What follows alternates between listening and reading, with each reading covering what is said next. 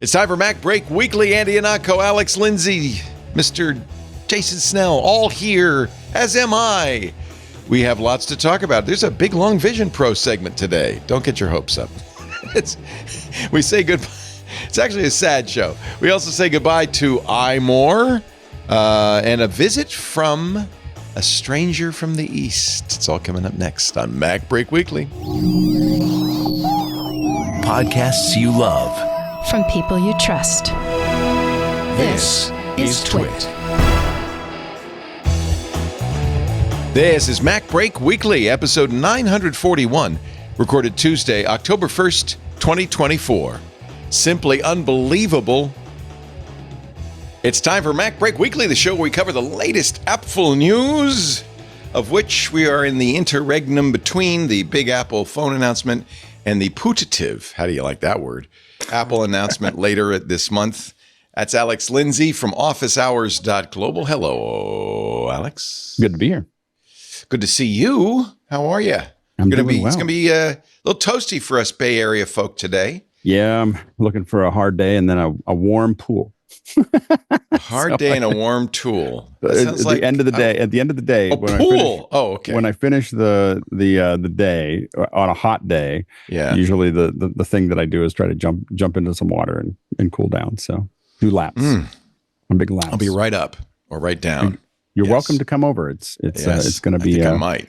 I think in 78, we're expecting over 100. Degrees. Yeah. It's weird because you see all the tourists on the Golden Gate Bridge in the summertime. They think, oh, it's summer. It's August in San Francisco. It's going to be nice and hot. And they're freezing their butts off. Fogged in, yeah. And then they come in October and they go, well, I know it's going to be cold. And it's the hottest time of the year in San Francisco. And here's the worst part is we decided not to go shopping on Sunday and we're clearing out the refrigerator because we're ready for our power to be turned off. They've said that they're doing a preemptive strike on a bunch of the counties. You might be included in that. I'm sure we are. Evening. Yeah. But Marin is not included yet. But but I was like, welcome to California, where we can't keep the lights on. Hey, it's better than being in North Carolina. We'll talk about that in a little bit. I feel so bad for our friends in that area. Let's say before we do that, let's visit prison and say hello to Andy Anako. The sound in the cell is quite good, though, I have to say. Well, it's not a prison. I'm here voluntarily. I just wish to take this opportunity to say that I am assisting voluntarily with the investigation. I am forwarding all records, any receipts that I was given by the mayor, any conversations that I was told to delete from the mayor. I just want state, county, and federal authorities to know that I'm not one of these people who stands principle on, we all stick together. I'm here to rat out anybody to save my hide. Yeah. And that's a promise. That's fair. And I'm glad that they only handcuffed one hand to the table because that shows real trust, I believe. Actually, that's the great thing about these outs. If you go, depending on what burrow you give yourself up in, I'm actually in just one leg iron. So I have both hands free. Not bad. Exactly. Oh, not bad. So, yeah. It was a negotiation. And, it's give and take. It's give and take. You don't get justice without some give and some take. Also with us, he will be sweating soon in his garage. Jason Snell from sixcolors.com. I have no bits here. Hi, Leo. I'm in my garage. Well, you're a refugee from the dead tree printing cult. And it must be sad for you to see. I killed a lot of trees in my day. Yeah. It must be sad for you to see the bad news from iMore this week. Yeah. Yeah, not a dead tree organization, right? They're actually, see, now they've moved on. They killed all the magazines, so now they have to get the websites one by one. It's the next thing, isn't it? I guess, yeah. So we lost Anand Tech. We lost. I mean, they're slowly the best ones are going away. It's a tough time. iMore for me was Renee's thing. So as soon as Renee left, iMore kind of stopped existing for me. I didn't. Yeah. It went Renee on and Serenity. Right? So Serenity went to iMore from Macworld. Actually, right after I left Macworld, it was very funny because we had to tell them Serenity's not staying. You might not want to. You don't count on her to stay. She's not going to stay. And she went to iMore and she worked with Renee, and then. they both went to, in my blog post about it, I said they both went to larger companies. But iMore was, especially when Renee was putting all the work in, such a good website. He poured his heart and soul into that thing. Yeah. And then, there were some people who did some nice work afterward, but I feel like that was a site that benefited hugely from Renee's that guy can't be stopped, right? His energy level is passion. Renee's the word passion. Yeah, I think he's a passionate guy. And Mobile Nations kind of let him do that. But they have, he left, Serenity left. They have new owners. They were bought by Future, right? Which owns lots and lots of websites, and it feels like they are just shutting down a bunch of them that they don't find valuable anymore, and so you lose. I think was a non-tech a Future too? I think maybe it was, but anyway, they still have some, like Tom's Guide, which is still out Future. there. Non was Future, but Tom's Guide's got to be on the chopping block, right? Or that's the one, or they're keeping the ones around that are profitable, and and I know some people who work there, and I think that one is doing pretty well so far. But yeah, they're it's too bad. But new owners, I don't think they ever really felt that strongly about it, and it's tough act to follow with all the work that Renee and then Serenity did. Renee is one of those people, and Ren too. There's some people that they just have this immense diesel engine of creativity and productivity inside them, and that they just from time to time they will hook up the drive shaft to one lucky thing, in which case iMore or Macworld, and then they move on and hook up that drive shaft to another thing, where it's their ambitions to do more and achieve more, not just for themselves but for the people that who consume their work, is not to be contained by any one entity for very, very long. So it's no surprise to me that both of them went on to do what they wanted. What they did next. Creator liaison at YouTube.com, still does his channel on YouTube. And of course, Serenity Caldwell has disappeared into the bowels of Apple Computer, as many do. This is Future's website. Meet the brands pushing Future forward. And already they've taken down non-tech and Tom's Guide and PC Gamer are it looks like really the only two cyber. Well, there's Tech Radar. Okay, so there's 3 computer titles or tech titles. I imagine they'll boil it down to one and just get all the advertising going through there. Unless, I don't know, Homes and Gardens. It's pretty wild too, because this is a magazine publishing company. They from the UK. They also published Mac Addict and Mac Life in the US. But over time, the media industry keeps changing, and it's tough out there. It's really tough out there, especially if you're a smaller player. If you're not doing, very focused member supported stuff like I am, and that Andy is going to do soon, or you're doing huge volume. Right. If you fall in between those things, you kind of can't make it right now, and that's the tragedy of it. Here's Serenity's post on Instagram. Pouring one out tonight for my old pal iMore, which announced it on Wednesday it would cease publication.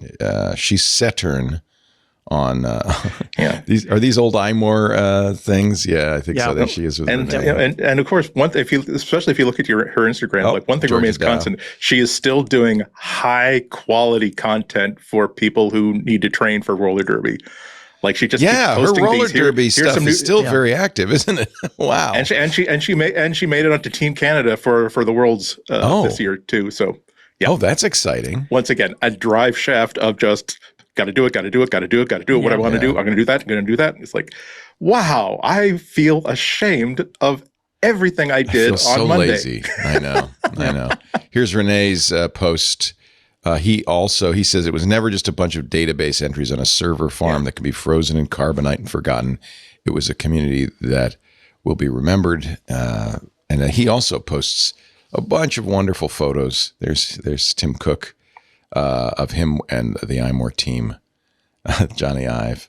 Yep. There's a fun dinner I'd like to have been at. Georgia Dow and her husband. Yeah. It's a good one. Anyway, it's a sad day for Apple lovers. It's sad. This is look, I went to journalism school in the early 90s. You were so on top of it. and I taught there later and at that same journalism school, UC Berkeley, and it was always like, what did you teach? Journalism?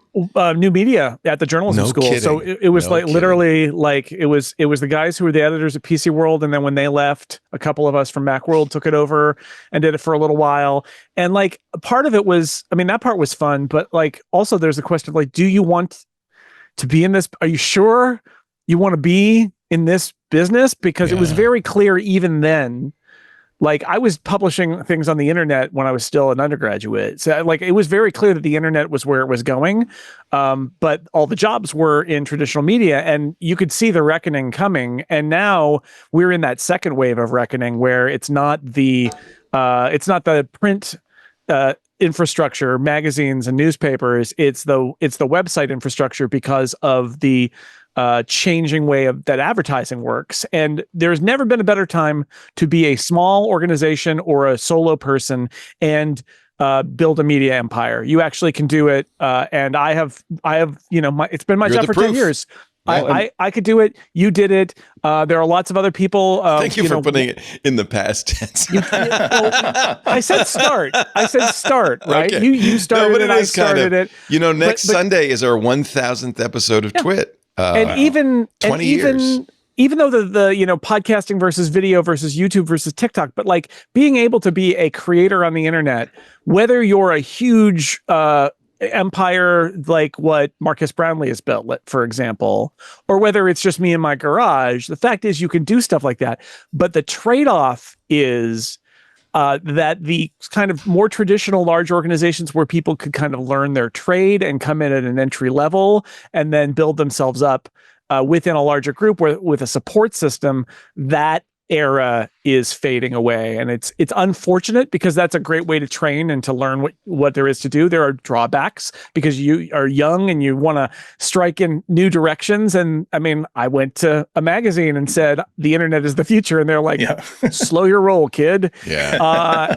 But it was also a place to learn in a little bit of a safety net where there were other people there to say, don't do it that way. And now it's just kind of a free for all, but the trade-off, and that's why I'm not the old magazine guy just saying, well, in my day, we just rolled it in the dough and put out a magazine once a month. You never applied wax to the back of a stat, have you? Exactly. Have you? I mean, the truth is I spent 10 years doing this as my job in my garage entirely based on the fact that I can build a website and podcasts and get ads and build a membership plan and take different CMSs and membership systems off the shelf and build a whole business that's just kind of little old me. So there's incredible opportunity here too, but it is a change. It's a huge change. And seeing a big name like iMore go away is just a reminder that, not only is like nothing is forever, but like media things that you think are like solid aren't. I mean, that's the bottom line. They aren't. And I think that when we look at where the market's going, I mean, I think all the articles seem to start to point towards things that a lot of us that have been doing this for a while going, hey, you might want to pay attention to YouTube. You might want to pay attention to YouTube. You might want to pay attention to YouTube because you talk about all the streamers and everything else. There's a report I think that came out that YouTube's like now 10% of the whole market.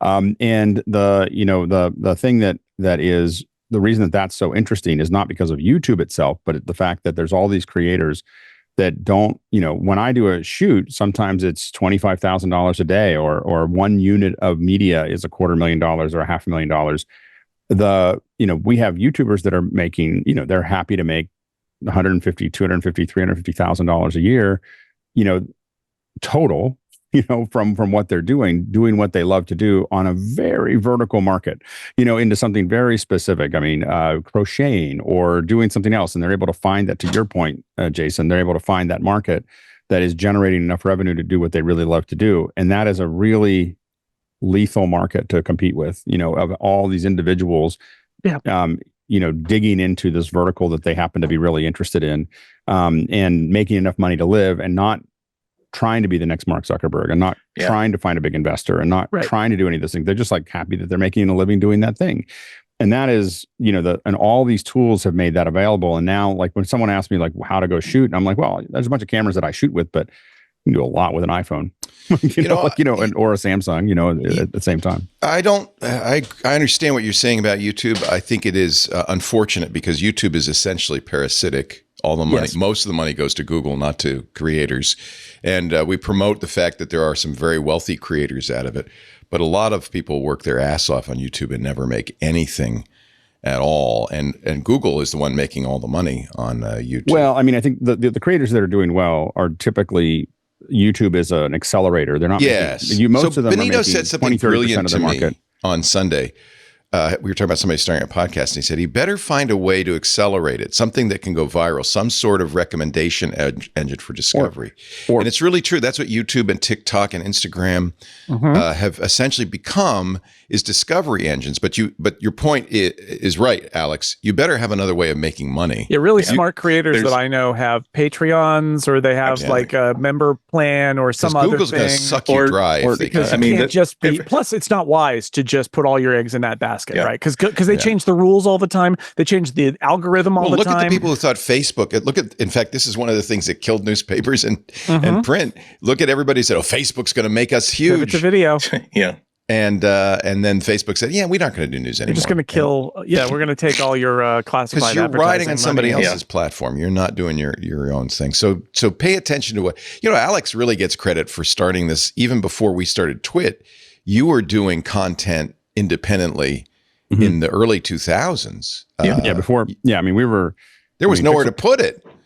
Yeah, I mean, it was almost everything was really a forum, and we would post stuff. We were using remember it was Hotwire, is that right? Hotwire to distribute everything. It was like a peer-to-peer solution that was mostly used for wares and porn. No, LimeWire you're thinking of. No, it wasn't LimeWire. It was Hotwire was a publication.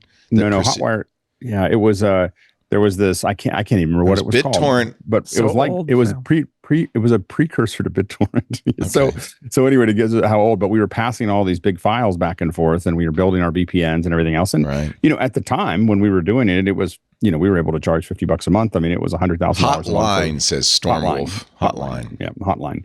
And it was a way that we were able to. That's the only way we could afford to move gigabytes of information around between the members. And so it was a really, so a lot of this stuff is, because I always felt like membership was going to be the thing that you always, membership and, selling things specifically or doing this or accelerating some other business. Most of the stuff I've done over the last, many years, the work that I do, publicly accelerates a completely different business. Right. Yeah. Like it's not. You have to have something like that, I think. And it's absolutely every creator that on YouTube that I really, really like, that has eventually had to do like 2 or 3 videos in a row about, hey, I bought a new house. Here's a tour. Oh boy, I've got to lay new tile in my new house. Like it is a channel about crocheting, but for a month it becomes about the new house. Every single channel that has like done that is one that has like built like in-show sponsorships. Like, and now here's a message from blah blah. So yeah, YouTube is not there. I look at my son Henry. It's never been about sponsorships or about. For me, it's never been about sponsorships or about. It promotes your real work. It's promoting other business. 090, yeah.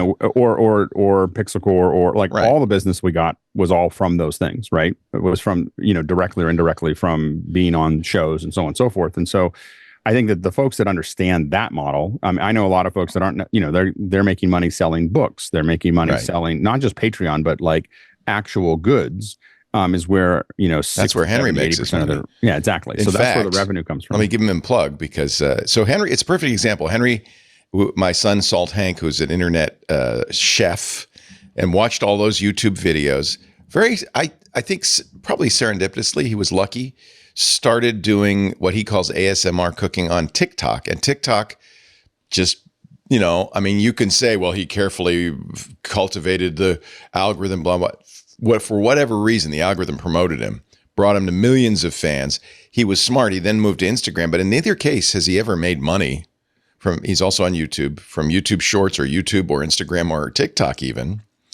But he was smart and he started selling salt because he's Salt Hank, and that's done well. In fact, I should disclaimer, I'm an investor in the salt company. He's going to be selling pickles too, by the way. They're just delicious innovation. Saltloversclub.com if you're interested. This part of MacBreak brought to you by Salt. It is really. In fact, he was on Twit on Sunday. He's going to be on Twig on tomorrow because his cookbook comes out today. And that is actually exactly what you were saying. It's not, I think he might have a Patreon. I doubt he does. It's really about selling products. But it's different revenue lines and building a business around it. TikTok never gave him anything. To bring us back around to traditional media for a second, what I was going to say is that this is what you have to do now. Is there's no framework, there's no structure. Right. It used to be you would work and they'd pay you a salary, and the business would build a merch. They would sell products and they'd license this. And in the Discord, I told Renee we were talking about iMore. And now it's all on you, right? I mean, it's sort of like the freedom is it's always you. The scary part is you have to build whatever your business is going to be.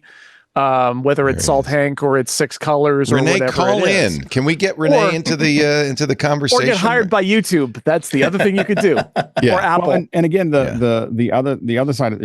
In the creative world, they don't call it starving artists for nothing. This is not new to. Yeah, you play on a Subway platform for years, hoping.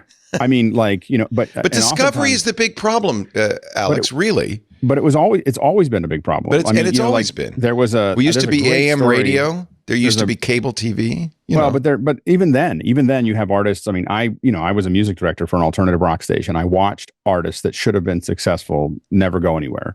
Not because it was just bad timing. They released their album on the same day that U2 did, or they released, everything was all built up for something and it was just bad timing, or the something got bought or something. You see bands.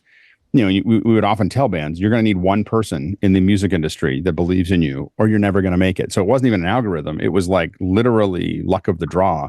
There's a great story about Coldplay's PR manager. She's still their PR manager, but she believed in them. She worked in a business. She spent years promoting them while they were playing in little bars and little places, and no one wanted to sign them. And she just kept on working it until suddenly they took off, and now they're obviously one of the biggest bands. But without her, they probably would have dissolved. Into nothing. And that's what you feel like a lot of these bands are inevitable, or a lot of artists are inevitable, but they're usually not. It is. There's many great artists that just never get out of the gate because they didn't have that right person to jump onto the bandwagon. And the algorithm, I think, is actually way fairer than the right person, to see the stuff that you have there. And so I think that I think that as creators, this has been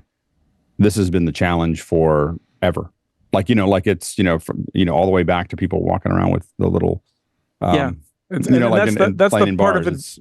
That's part of advice that I can't give, right? They're like, how do you do this? And it's like, well, you've got to be spotted, and you got to build an audience. And I mean, I will say the only reason that I have my life that I have now is because my face was in a picture at the front of a magazine that went to several 100,000 people for a few years. Mm-hmm. And because I wrote cover stories and things like that, my name was in that magazine for like a decade before that. Nobody knew who I was. But then my face was on a column, and everybody was like, oh, it's you. And because it was like a parasocial kind of thing where people wanted to see somebody's face. And this is in the day before I could have just had like a YouTube thing. And then I started doing videos, and we started doing podcasts, and then there was a recognizable voice. But like that was the thing that allowed me to get there. And that's the challenge, is now you kind of have to rely on an algorithm or something like that, and just make survivor's bias is a big deal. Like you get everyone that you approach somebody who is successful or at least self-sustaining at this and say, what are your tips? What are your tricks? And they can tell you, here is the path here is the sequence of improbable and unpredictable events and the decisions that I made at each one of them. It's like, you can't follow someone's path through the snow. You're trying to follow someone's path through water. Salt Hank got a bachelor's degree from CU Colorado, Boulder, in broadcast journalism. And I said, I don't know if that, it's good that you know how to do A/B cutting off of Betacam that's it. tapes. Your degree doesn't matter for most of these jobs so much as it is, did you learn something? I mean, that's one of the true things is, did you learn? The learning is the important part. Well, he learned to hustle. I think that's kind of the thing you really need to learn these days. I'm glad I went to journalism school because it taught me, like, I didn't want to do TV news. Right. It made connections that got me my job at Mac User, which started me down the path to do tech journalism. Like, it had great value, but I already knew how to write news stories, and the master's degree doesn't matter at all. Everyone, I need to pause for 1 minute. We got a very important guest joining us right now. We're going to take a break. I was going to do that, but we're going to take a break, and then when we come back, a very important visitor from the East will join us. Okay? Hang in there. You may recognize him. You're watching MacBreak Weekly. This episode of MacBreak Weekly brought to you by Experts Exchange. This actually really ties into what we've been talking about. It's old school humans, not AI, answering your tech questions. Imagine that. A network of trustworthy, talented tech professionals with very good will and a real desire to help, giving you industry insights and advice. People who are actually using the products in your stack. You're not paying for expensive enterprise-level tech support, which is often just some goon with a binder.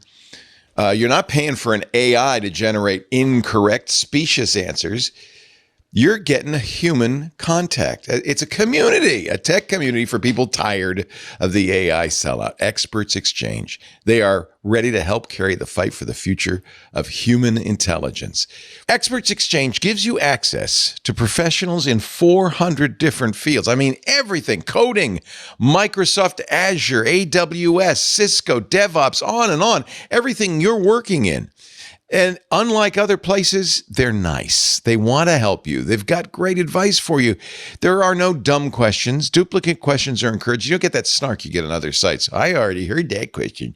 Why are you asking that? Or the worst one, I hate it. Wow, don't do it that way. This is a better way. No, I want to know how to do it this way. The great thing about Experts Exchange, their contributors are tech junkies who love graciously answering all questions. One member said, I've never had ChatGPT stop and ask me a question before. That happens on Experts Exchange all the time. Experts Exchange, proudly committed to fostering a community where human collaboration is fundamental. Their expert directory is full of experts, of course, to help you find what you need, including many people who listen to our shows, like Rodney Barnhart, who's a Security Now fan. He's a VMware V-expert. Edward Van Biljon, who is a Microsoft MVP, but also an ethical hacker. I mean, imagine the knowledge these people have and are willing to give you as a member of Experts Exchange. There are Cisco design professionals. There's also management information, executive IT directors. And here, this is really, I want to underscore this because just this week, LinkedIn said, we're going to sell all the content to AI. Other platforms betray their contributors by selling their content to trade AI models. You see it everywhere. Not Experts Exchange. Your privacy is not for sale. They stand against the betrayal of contributors worldwide. They have never and will never sell your data, your content, your likeness. They block and strictly prohibit AI companies from scraping content from their site to train LLMs. The moderators strictly forbid the direct use of LLM content in their threads. They want humans to answer in a human way. It's a great thing. Experts deserve a place where they can confidently share their knowledge without worrying about a corporation stealing it to increase shareholder value. And humanity deserves a safe haven from AI, a place where humans get together to help each other. Join Experts Exchange today. And they're so confident you're going to love it. They're going to give you 3 months free. No credit card needed, nothing. 90 days free. Go to e-e.com/twit if you want to know more. Experts Exchange. 90 days free. e-e.com/twit. Ladies and gentlemen, boys and girls, children of all ages, he was for many years co-host, a welcome contributor to MacBreak Weekly. Then he left us. He went to YouTube, where he is now a very welcome creator liaison. And Renee Ritchie, I guess your ears were burning because we were talking about you. Hi, Renee. Of course, your mic is muted. Oh, of course my mic is muted. Hi, Alex. Hi, Jason. Look at that. Hey. Still simpatico. We're still on the same page, Renee. Yeah. Of course, you know how it came up. We were talking about the end of iMore. So sad. R.I.P. Yeah. We showed your Instagram. We showed Serenity's Instagram as well. So many amazing people went through there.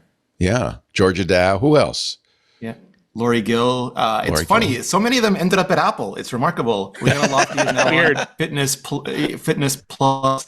Ali Kazmuha is on Vision OS. Serenity Caldwell is in the Evangelist team. And Lori Gill is on the Apple YouTube support channel.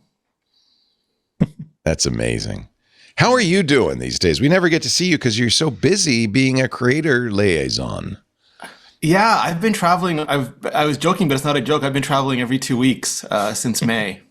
Wow. Which is a lot of fun, but a lot of traveling. I keep seeing him on Instagram on stages next to awesome people. So it's like, okay, he's doing the do. He's doing the Renee thing, like getting people excited to try to like reduce anxiety and because people like the whole point of a liaison program is that Google is seen like this heartless machine, and really there's a lot of people and a lot of like things that you can do that give you a lot of control over your destiny. And we wanted to really help people understand how the algorithm works. So I did like a mini world tour, including India, which was a lot of fun. Wow, that must have been awesome. Yeah, there's so many like the creator culture is so vibrant in India. It's incredible. So do you still do your thing? I mean, are youtube.com/Renee Ritchie? Are you still doing stuff? Theoretically, I haven't had much time. And also like I am of the Andy Nako, Jason Snell era of journalism where I think like the ethics and church of state are really like important. And Google touches on so many aspects of technology that I don't want to either have an unfair advantage or also be seen as biased. Even though like my opinions haven't changed, when I started posting the same opinions, people thought that they were biased. So I was very careful at that point. Also, I can imagine that if you just have the whim to say, "Oh, I'm just so tired of that stone wall in my background. I think I'll go to a backdrop." So many creators can say, "Ooh, the YouTuber creator has switched to a backdrop. He must know something about what gets recommended. I don't. We're going to get some backdrops." Yeah. Yeah. No more brick. No. Yeah. Is that pressure? Fine. Do you feel pressure to like be the standard bearer for all this? No. There's so many people like Marquez Brownlee and others who are just really setting the standards for what YouTube video also like be. Quality isn't production value. Like I think that's one of the mistakes that a lot of people make. They assume like if you're 8K you're better. And there's people like Charlie, who's Moist Critical Penguin Z on YouTube. He posts 3 times a day with the original iPhone earbud on a webcam, and he gets like millions of views 3 times a day just for talking to people, and people just have a connection with him, and that's what quality is. Quality is a feeling. So it's who you are, isn't it? Yeah. It's true. He does not have the best looking background I've ever seen. No. But like if you look, it's like 3 videos a day, and each of them gets like a million views. And look at this, 16 million subscribers. That's incredible. And what does he do? He just talks?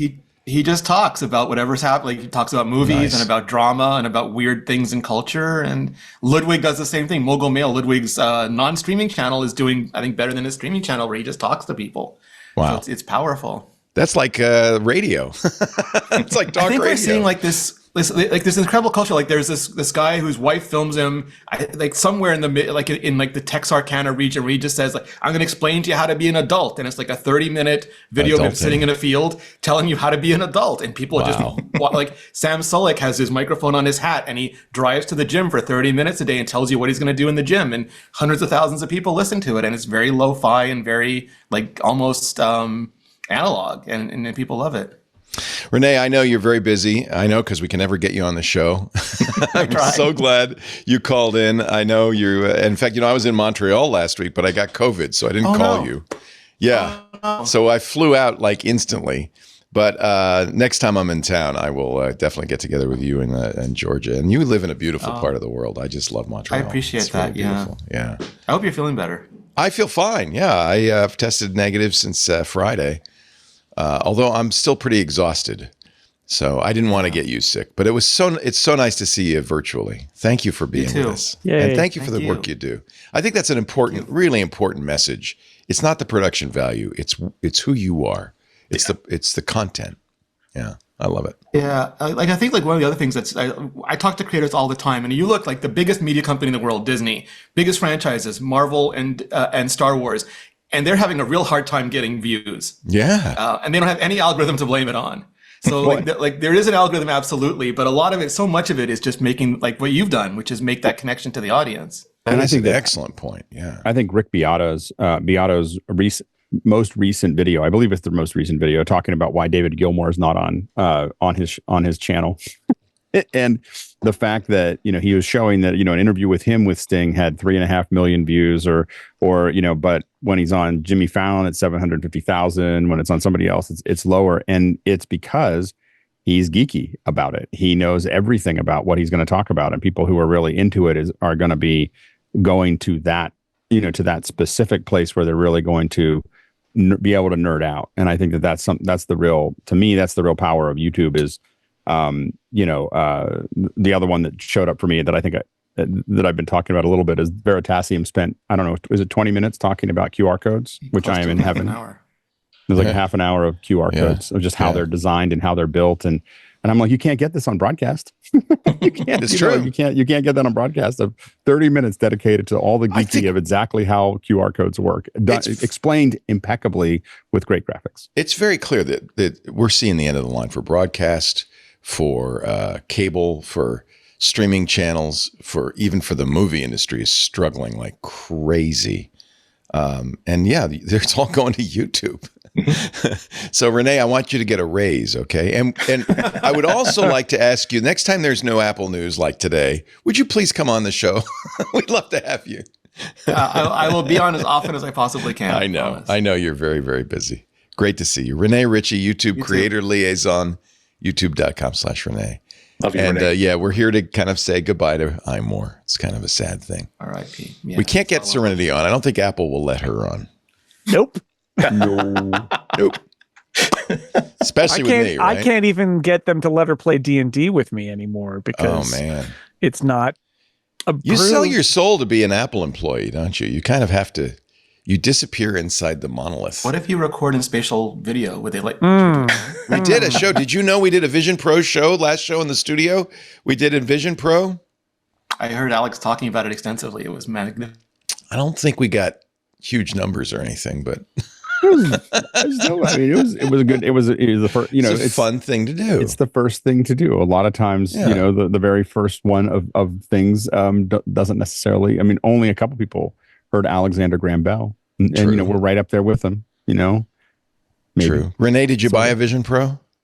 I have this problem right now where I'm moving around so much, and Apple insists on you being at a certain place to take delivery.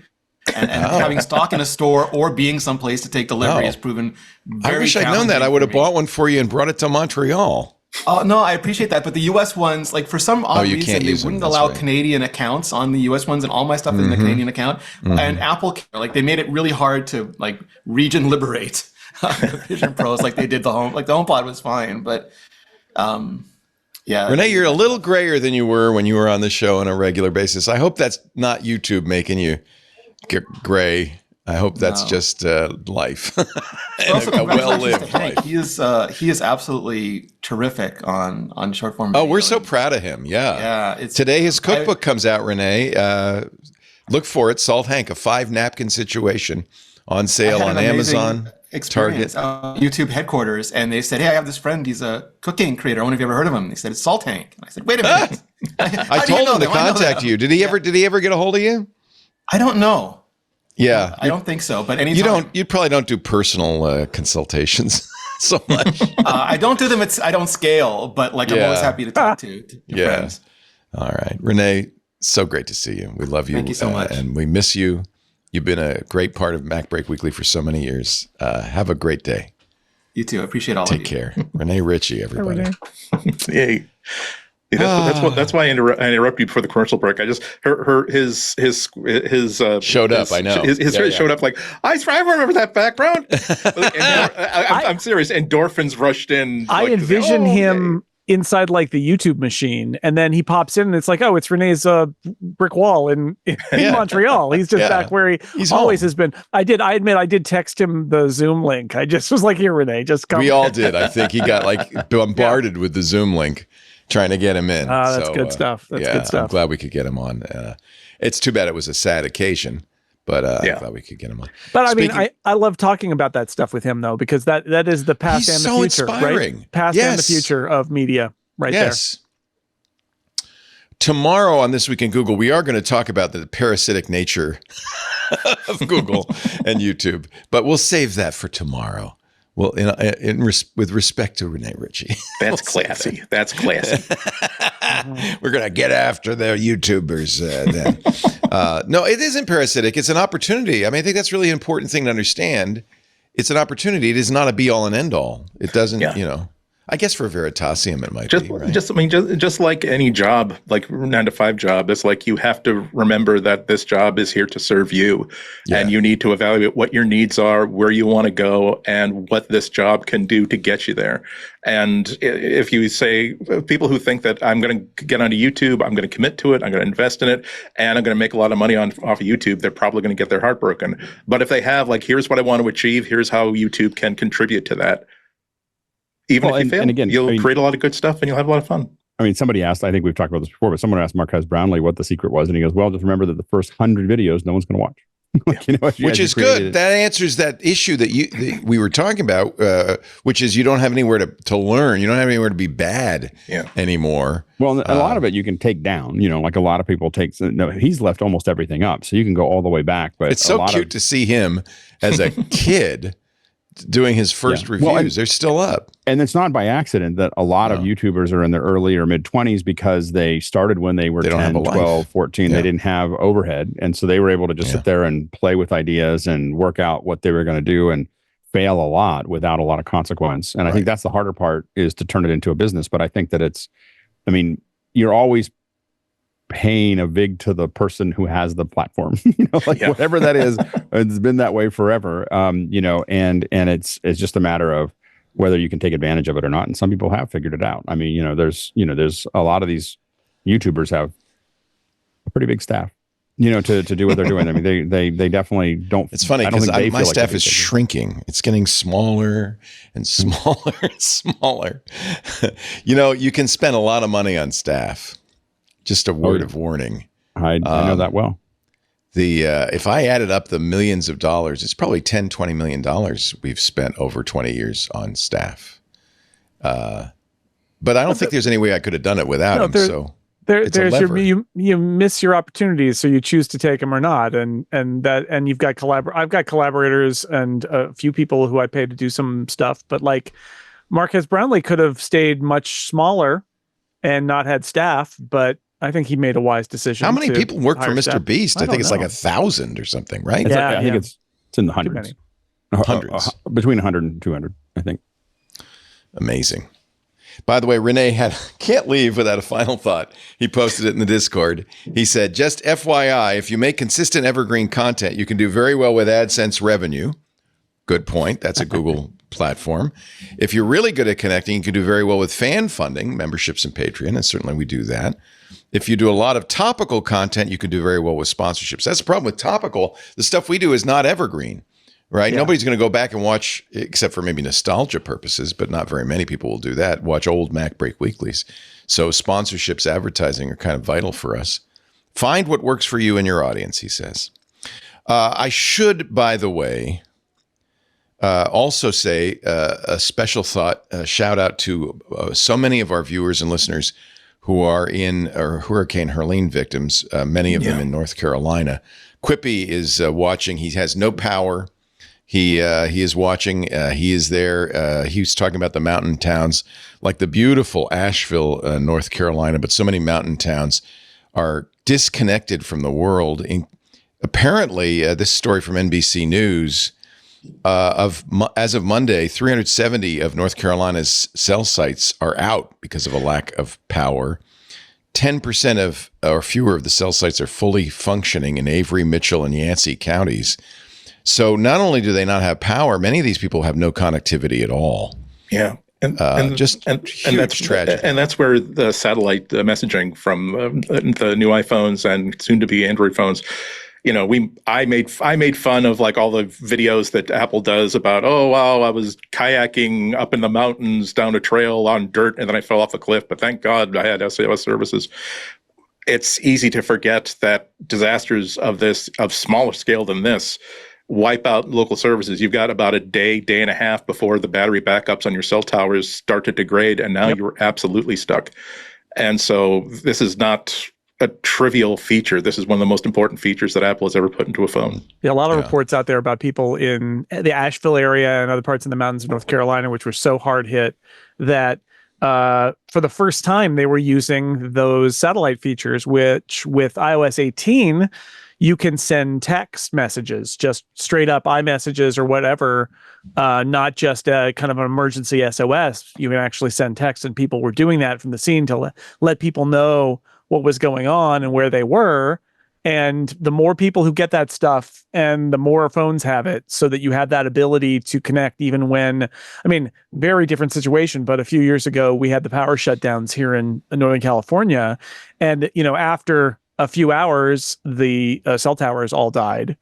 And you could, there was Wi-Fi at outside the Whole Foods, which was running on a generator. But basically it's that idea that if you're out of touch, how do you get back in touch? And having those satellite features in iPhone, 14, 15, 16, and then now the text message feature that's in iOS 18 gives you access, and that's great. That these features need to be on as many devices as possible, because in fact, Andy, moments like this. Doesn't the new Pixel also have that? I think it does. The satellite. Yeah, Qualcomm started shipping chips that have that feature built in, and I think that the new version of Android supports it. Of course, not all hardware supports it yet, but that's going to be. But given that all the flagships are using Qualcomm's best chipset, it'll be. Probably over the next few years, you're going to see a lot of mobile carriers making deals with satellite constellations. T-Mobile, for instance, with Starlink. It's already starting to happen where you if you're out of traditional cell tower range, there will be at least optionally a way to get data from a satellite. And maybe slow, but at least get data from a satellite when you're out. So this is going to change over time, I think, in a positive way. But terrible things like this are good reminders of how vitally important it is for people to stay in contact, and we expect it now. And it's for calls for help, for calls for rescue, for people who are, in this case, were trapped with water all around them, and being able to reach somebody and say, I need help. And our tech can help. I also wanted to mention, I don't know if you saw this story, but the mountains of North Carolina outside Asheville are actually the best place in the world to mine quartz, which is used in quartz crucibles, which are used to make semiconductor chips. And it's actually an incredibly important part of the global semiconductor industry. We think a lot about how, like, Taiwan Semiconductor, they're making all their chips primarily in Taiwan, trying to get some of that in the US, but a U.S. product, this quartz from North Carolina, is absolutely vital, a vital link in the creation of semiconductors.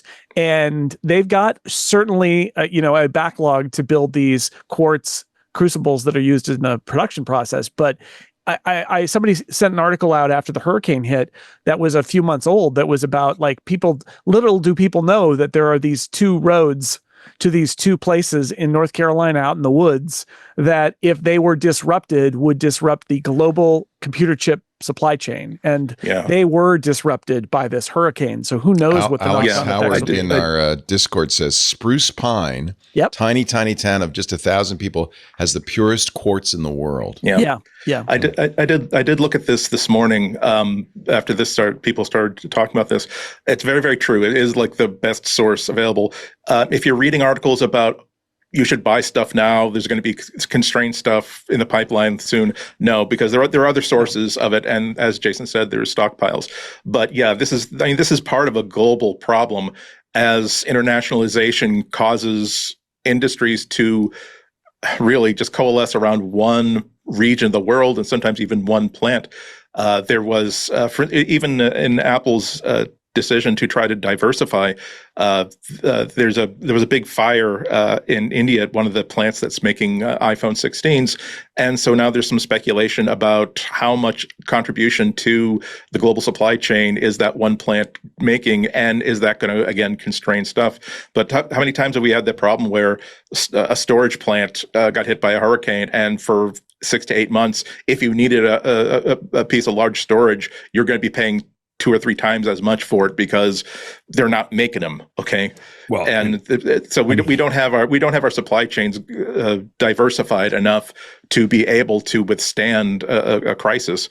Again, it seems I will, before I hand off, like I've been I'm sorry, I don't know how to put it, but like my heart is kind of broken by a lot of the pictures and a lot of the stories that are coming out, because we're now starting to here's the last pictures of a family that they managed to get out before the house that they were awaiting rescue on top of collapsed and the family drowned. Here is the community that is just completely gone, and it's just hard to think of anything else. And I hope that as a nation, we're just focused on this. I know there's a vice presidential debate tonight. It's going to be wacky hearing that guy try to think on his feet without being fed what he has to say. I'm sorry for politicizing this, but okay. I'm trying to get my mind off of bad things I've seen. But I mean, I hope that we don't lose our focus, that the numbers are just going to go up and up and up as waters recede, and we can finally get relief efforts in there. It is so heartbreaking when you see people posting on social media. Has anybody heard from this family and so forth? Here's Tim Cook today on Twitter. We're thinking of all those facing the catastrophic aftermath of Hurricane Helene. Apple will be making a donation to help with relief efforts on the ground. And I'm sure Apple will, it's actually kind of cool that they're saying how much. I'm sure it will be a large check. Yeah, I'm sure it'll be adjusted as it goes. Yeah. But you don't need to say how much. Just contribute, help out. Yeah, it is such a sad tragedy. And of course, we have people from all over the world in our show, in our Discord, of members of Club Twit, and also watching on Twitch and YouTube and everywhere around the world. And we have a listener from Israel. Galia said, "Is something happened in Asheville?" And of course, she's got her own things to think about right now. Tel Aviv is under severe attack, and there are tragedies all over the world. We just have to remember to protect each other, to help each other, and to reach out, and stay in touch, and spread love, not hate. Let's try that. Might be interesting.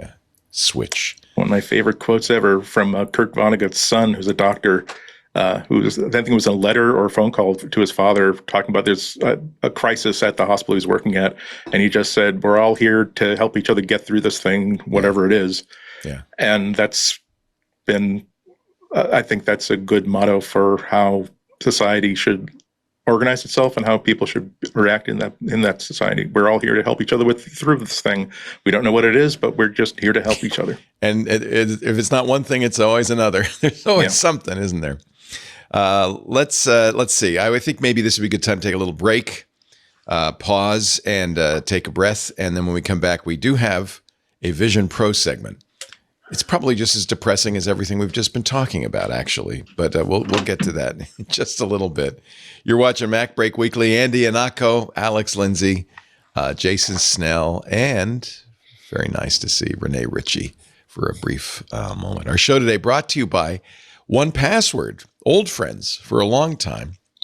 In fact, we used to do ads for another product that 1Password acquired, and they have incorporated that into something brand new.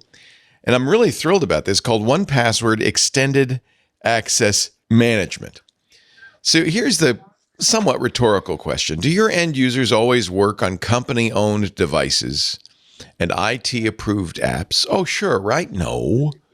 How do you keep your business and your company's data safe when it's on all those unmanaged apps and devices, and the contractors are coming and going? And well, 1Password has an answer to this question. They call it Extended Access Management. 1Password Extended Access Management helps you secure every sign-in for every app on every device, because it solves the problems traditional IAM and MDM just can't touch. Imagine your company's security somewhat like the quad of a college campus. You got your nice brick paths leading between those ivy-covered brick buildings. Those beautiful paths and beautiful buildings are the company-owned devices, the IT-approved apps, the managed employee identities. The best way to think of this is as your company's security is like the quad of a college campus. Somewhere maybe that your son might be, Denise, with a beautiful green lawn, brick buildings, ivy covered, and of course, nice brick paths leading from building to building. That is your network. Unmanaged devices, shadow IT apps, non-employee identities like contractors. And unfortunately, most security tools, they work on those happy little brick paths, but many of the security problems you face take place on the shortcuts, right? Of course they do. That's why you need 1Password Extended Access Management, the first security solution that takes all those unmanaged devices, all those unknown apps, all those identities, and puts them under your control. With the help of your users, which I love, it ensures that every user credential is strong and protected. Every device is known and healthy. Every app is visible. It's security for the way we work these days. And it's now generally available to companies that use Okta and Microsoft Entra. And it's in beta for Google Workspace customers. So that's pretty much everyone, right? Check it out. 1password.com/MacBreak. It's 1Password Extended Access Management. The number 1, PASSWORD.com/MacBreak. We thank them so much for supporting MacBreak Weekly. Old friends with a brand new product, and a really good one too. The product whose time has come.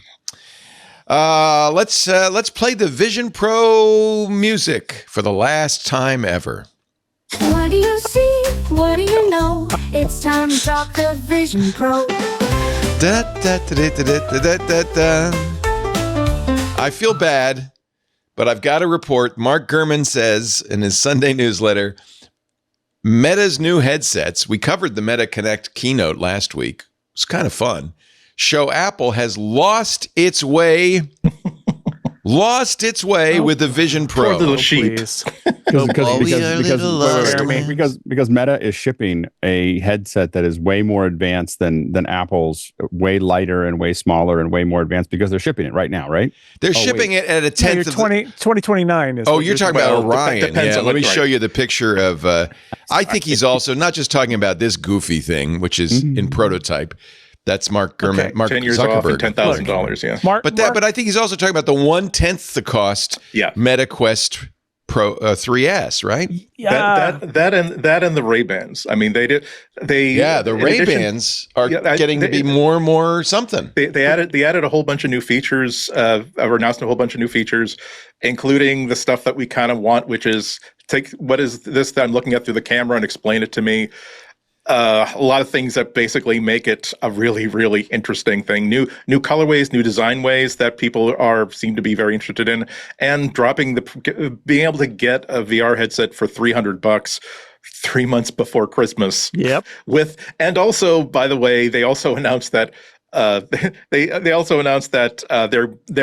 not as though you'll be able to install Android apps on their platform, but because they use a forked version of Android, they don't use like the Google Play Services powered version of Android that would get you access to the Play Store. But they basically announced to developers that if you have an Android app a 2D app you're selling through the Play Store, and you want to allow people to run it on our headsets, essentially, all you have to do, you don't have to refactor it. You don't have to build a new version of it.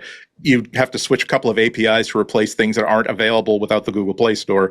But other than that, and now you can have, and if that happens, you will be able to have, just like on the nicer features of the Vision Pro, running standard phone apps, that 2D apps that make sense inside your virtualized environment. So I see a lot of what the headline means, but I'm with Jason. Like, I've seen I've seen too many commentators talk about the glasses, the Orion. The Orion, yeah. I don't think it's about Orion. 10 years. That's 10 years from now. It works, but it's $10,000 the version that he's working. So focus on the other cool stuff that Apple should be taking. Here's what Gurman said. With the iPhone, Apple cut the price while adding support for third-party applications. And by the way, I'm wearing my very, I think, stylish geek glasses, the Meta. I just took a picture by accident. Sorry. Yeah. the Meta Ray-Bans. He said the Apple Watch didn't catch on until the company focused on fitness tracking. That said, neither product had to be totally overhauled before becoming a big seller. They were on the right track, just needed some tweaks. Even today, the iPhone and Apple Watch are fairly close to the original vision. Apple's facing from Mark Gurman, this is the killer paragraph. Apple's facing a very different challenge with its Vision Pro headset. It wants to turn the product into a line of devices with different features and price points, but it's not starting from a rock-solid foundation. If Apple ultimately becomes successful in headsets, the product will probably look and feel nothing like the Vision Pro today. And this is not to denigrate the Vision Pro's technology. I've always thought that the problem with the Vision Pro is the same problem as with the Meta Quest, which is I don't think people want to strap a heavy computer onto their face. That's the problem. But this is not a bad form factor. Okay, so my problem with Mark's analysis is that I think that he's absolutely right. The Vision Pro is not an iPhone or an Apple Watch. I think that the reason that the Vision Pro exists is because Apple, like Meta, believes that there's an end game in the 2030s where there are glasses that are AR glasses that you wear that are very light and go on your face, and then there's a smartphone in your pocket and maybe a watch on your wrist that connect, and they all kind of build this gestalt of a computing environment. And I think the fact is that the reason that Apple spends so much money on the AR stuff and those displays that show your eyes and stuff is that is actually where Apple is going. And you can almost think of the Vision Pro as a virtual AR glasses, right? Like they're trying to make it like it's AR glasses, even though it's totally not. Also, I think so the problem is, the thing that really bugs me is people compare a product that doesn't exist, costs $10,000, won't ship for 3 or 4 or 5 years, to a product that's shipping, which is not great. And I don't think there's enough evidence that Apple has lost its way. I think that they decided that Vision Pro was something they could ship, that could start the process of building this Vision OS platform that they feel one day will run something very much like Orion. And in fact, Mark Gurman reported more than a year and a half ago that Apple had decided that product wasn't plausibly going to ship anytime soon, and so they ought to ship the Vision Pro instead. I do think that it's one of the reasons why games are not central to Apple's vision of the Vision Pro, even though VR is great for games, is that Apple is really primarily focused on this future where there are AI glasses out there. The problem, and I think this says something about the way Meta views the world and that Apple doesn't, is that Meta just showed a prototype and said, this is where we're going. And I think it serves them really well because they get to say, look at us, we're building custom stuff, we're on the case, this is our vision. And Apple has this thing that comes from Steve Jobs, although it does predate that too, which is very much never, ever, ever discuss anything that isn't a shipping product. And while Tim Cook has been on the record as saying we think AR is more interesting than VR, and I think that he really does believe, and Mark Gurman's reporting says he does believe that glasses are where they really want to go. The truth is they can't get there right now. And so they use so I think the way to view Vision Pro is not Apple thought this was going to be the next Apple Watch and they were going to launch it and it was going to be big, because there's no way that people at Apple thought a $3,500 headset was going to be big. I think they thought of it as the start along a very long path that eventually leads to some other products that are more broadly available. And then they wanted to kind of prime the pump. Now I think that culturally we could ask ourselves, is that what they really needed to do? Could they have not said, here's a thing we're working on, here's an OS that we're going to release as a developer in a test environment, and this will be a product in a few years? But culturally, they can't do it. They could ship products, and so they did. And I think you could argue that maybe Meta is partially doing them a favor by saying, no, this is where we're going, because that's totally where Apple is going too. But Apple culturally seems unable to talk about the future, right? So they're just not gonna, and we're left with this. But I don't think Vision Pro was ever really intended to be, oh yeah, people are going to really wear this heavy thing and spend $3,500 and it's going to be huge. Like it very clearly is just, we're going to ship this and see where it goes. And that is unlike any product Apple has shipped since the Newton, maybe? Yeah. I don't know. A long time. I agree. Apple's coming from the top. Is it fair to say Apple's coming from the top down and Meta's coming from the bottom up? You know, that's starting with a cheap thing that you can improve. Apple's starting with an expensive thing that you can evolve. Yeah. I mean, Meta's doing both. Let me read what else Gurman says, because it's not all negative. Apple seems aware, he says, that it needs to rethink its approaches to headsets, but there isn't a consensus on how to do that, I'm told. As of now, the Vision Products Group has a few different ways to go. Status quo route, which is a Vision Pro, more or less the same but less expensive. The smart display route, where they take the computer and battery from the Vision Pro and shift many of the internal functions over to the iPhone. Yep. Which is an interesting thought. Maybe the headset is now no longer a computer in your face, but just a display on your face. The smart glasses route, like the Meta Ray-Bans I'm wearing right now, which I think is a distraction, because that's more like a wearable, right? That's not an AR product at all. It's really replace the AirPods, because the speaker's quite good. It's an AirPods-like thing, and it does an interesting thing. I can say, "Hey Meta, what am I looking at right now?" Right. And I'll tell you what it says in a second. Mm-hmm.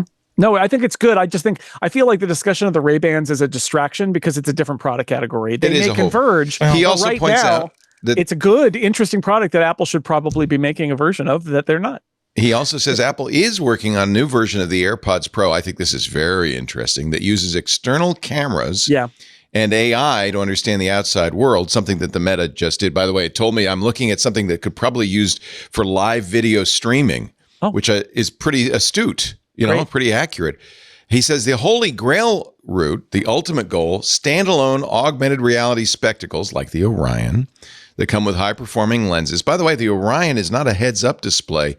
They're shooting into your iris, the picture, that's one of the reasons it's 5 to 10 years off.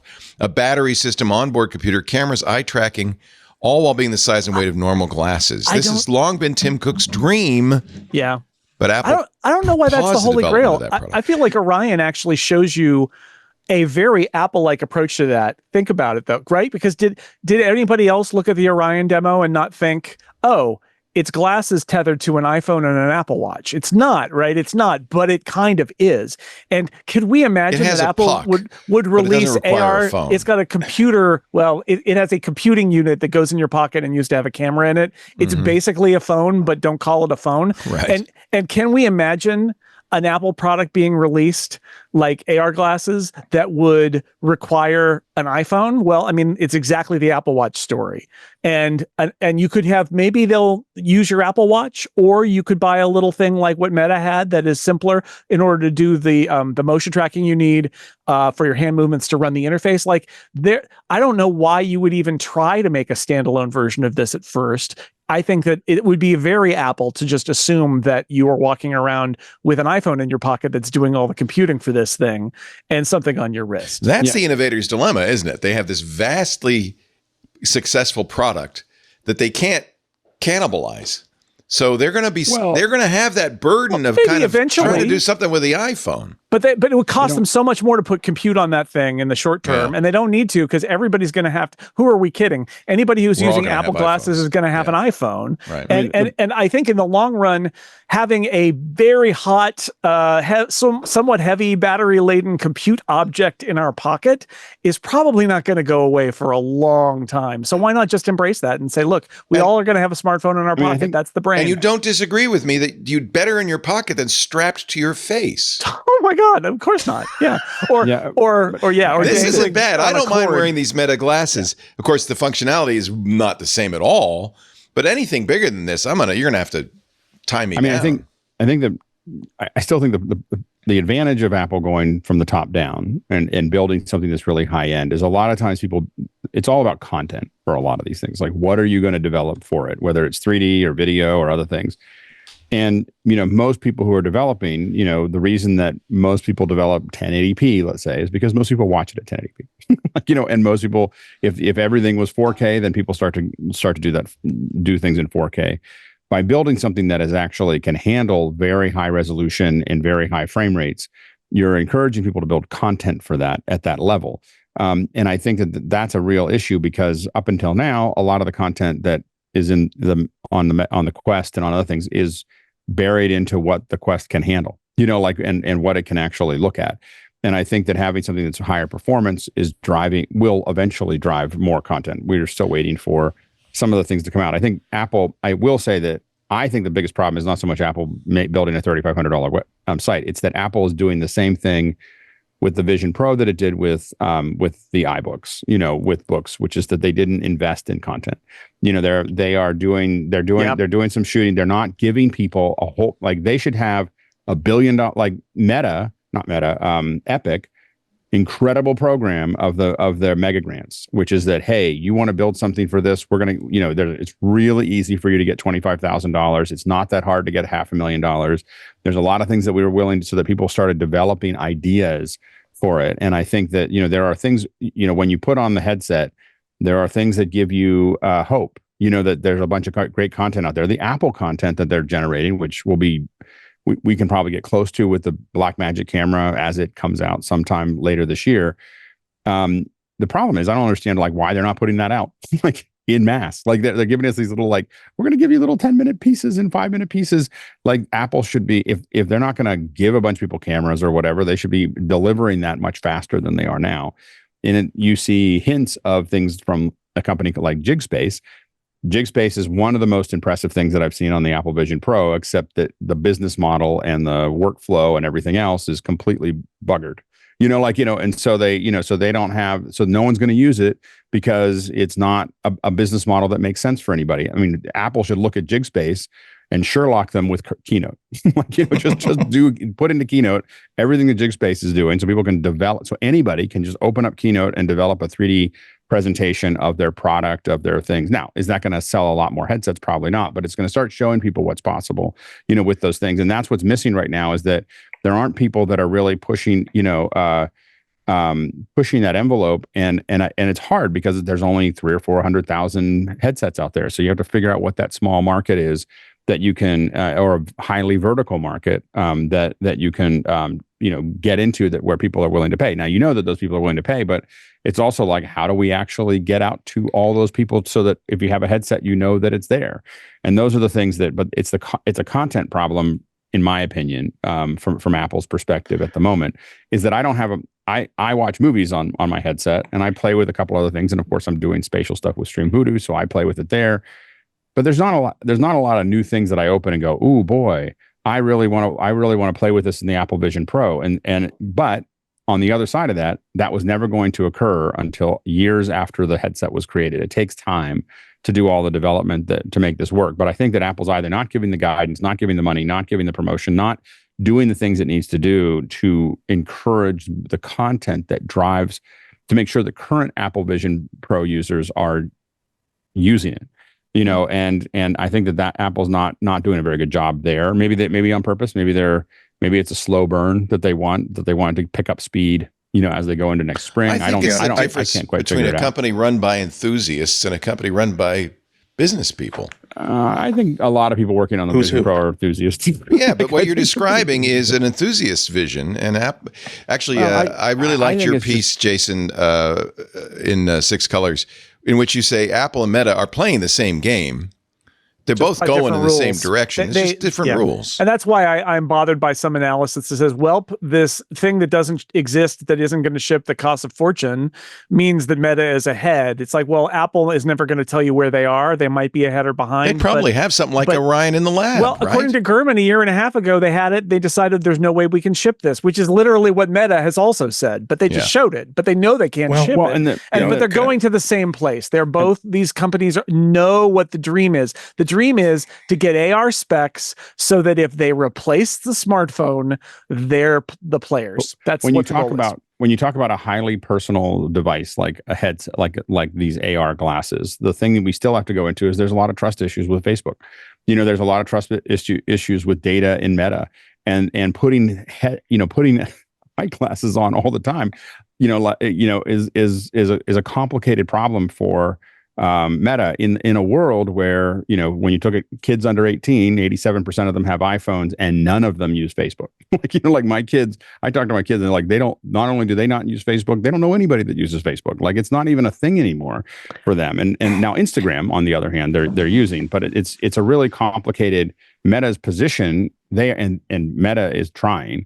I mean, all of their music content, all the other things they're doing is all aimed at this young demographic. And what they're getting is older demographics. I think they're doing a really good job of rebranding, by the way. This is a thing that came up on one of my other podcasts yesterday, which is Google tried to decouple from Google and be Alphabet.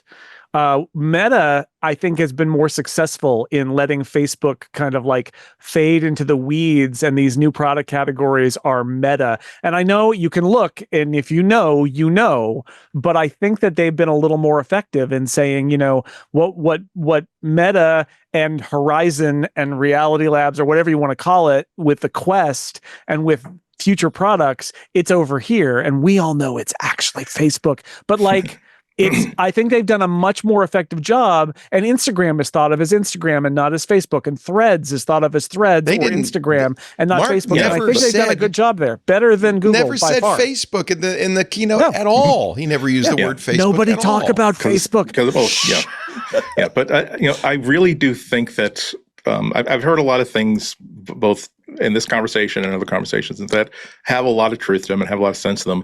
I really do think, though, that with the Vision Pro, this is a case clearly of Apple, as they have often been praised for in the past, skating to where the puck is going to be, not where the puck is, and then getting there and the puck never arrives because they guessed wrong where it was going to be. This, I can't, if it's all in the context of how Apple presents and presented the Vision Pro. If they presented it as, this is early going, this is not where this is early going. We think this is going to be a really important place where we can do our work for software, operating systems, and human engineering. But we are going to make this available to developers for $3,000, $3,500, knowing that they can't even manufacture more than a few $100,000 anyway. If they were selling it to say that this is an early device, this is mostly for people who are early adopters, early investment holders, that would be one thing. But this is something that you can go into the Apple Store and buy. And on that basis, it's hard for me not to declare this as a failure of a product. It doesn't suit any purpose, it doesn't scratch any itch. It's great. Again, people have found that it's nice to have, in certain cases, like, again, if you're on a train or if you're on an airplane, virtual displays in which you can watch 2D content and interact with 2D apps. Some of the 3D experiences are very, very nice, but this is not what anybody is real. This is not where anything is in 2024. Yeah. I would like to give Meta a lot of credit, because they, on the other hand, realize that, well, we're not capable of giving somebody a revolution in spatial computing. What we can give them is a really cool 3D game platform for $300. That we can then extend for. We can't give them a heads-up display through natural glasses. What we can give them is really good audio through Bluetooth without having earbuds in, decent cameras that can get stuff done, and AI systems that can make the cameras and the audio very, very useful in a day-to-day thing. And they can do all of those things in such a way that it is practical and affordable and actually quite useful. What I would like to compare it to is that it's a little bit baffling what Apple has done, because Apple never does this. They never, as Gurman said, again, and as I think we've gone over this in discussion of the Apple Watch, it did take a year or two for Apple to find its feet, to define it not as a wearable computing device, but as a fitness device, as a health device. But the thing is, they got the hardware on lock immediately. We're still using the exact same design, pretty much, and the same layout of controls. It's very, very weird for them to introduce something where this is not going to be useful going forward, except for as a test bed for development stuff. I'll close by just saying that, like, if I'm not coming through on what I'm thinking here, it's like Apple could have done the same thing with a foldable iPad or a foldable phone today. And we would be saying, well, there's this crease in the middle of the screen that I don't like, and it's not as durable, and wow, it's really a lot more expensive than like a conventional phone or a conventional iPad without bringing us more power. And would we be saying that we would be surprised that Apple had shipped something that is not consistent with an Apple consumer device, something that is interesting for people who are interested in the next thing and have the money to spend for it. But that's exactly, I think, what they did with the Vision Pro. It's a misstep. Yeah. I mean, when again, going back to January of last year, when Mark Gurman first reported that it was going to be $3,000 or more, I remember saying somewhere, some podcast somewhere, that I didn't believe it, and would they pitch it as a developer console? Basically it's a developer unit. Really, it's just a tech preview because one day we want to get there. And I think the truth is Apple isn't wired like that. Like, Apple can't do it. They can only launch products. And so we get the Vision Pro. You get what I'm saying? Like, they don't do VEG, they don't do tech preview. So they just launched it as a product and said, here's the future. And I think that it doesn't serve them well for a product like this because it is a tech preview. I mean, when I got it, I thought, who would I recommend this to? And the answer right now, and it continues to be, nobody. Now, if there were more content, there might be some niches, but that's the funny thing when Alex talks about the content. Yes, that would be great. I'm not entirely convinced that Apple cares that much because they're not looking at now. They're really looking at the future, and they are seeing this as a long game. But it is weird, right? Like, because every other product Apple ships, they intend to be bought in volume and adopted by people and loved by people. And Vision Pro is more like, it's weird and expensive and not for almost anybody, but it's the future. It's just like, this is why I mentioned Meta showing a tech preview of a product that doesn't exist versus Apple keeping quiet.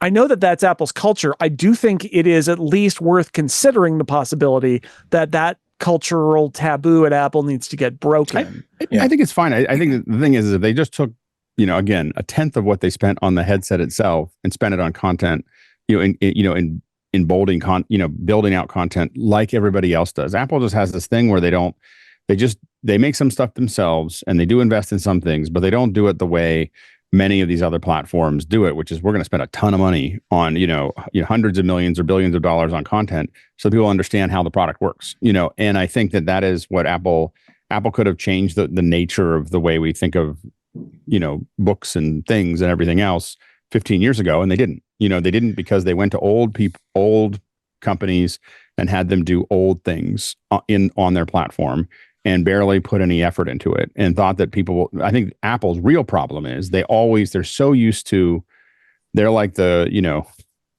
cute person in school that everything works for all the time. And they don't understand that it might actually take some work to do something, like they're just used to lazy, hey, everyone's going to want to play with me.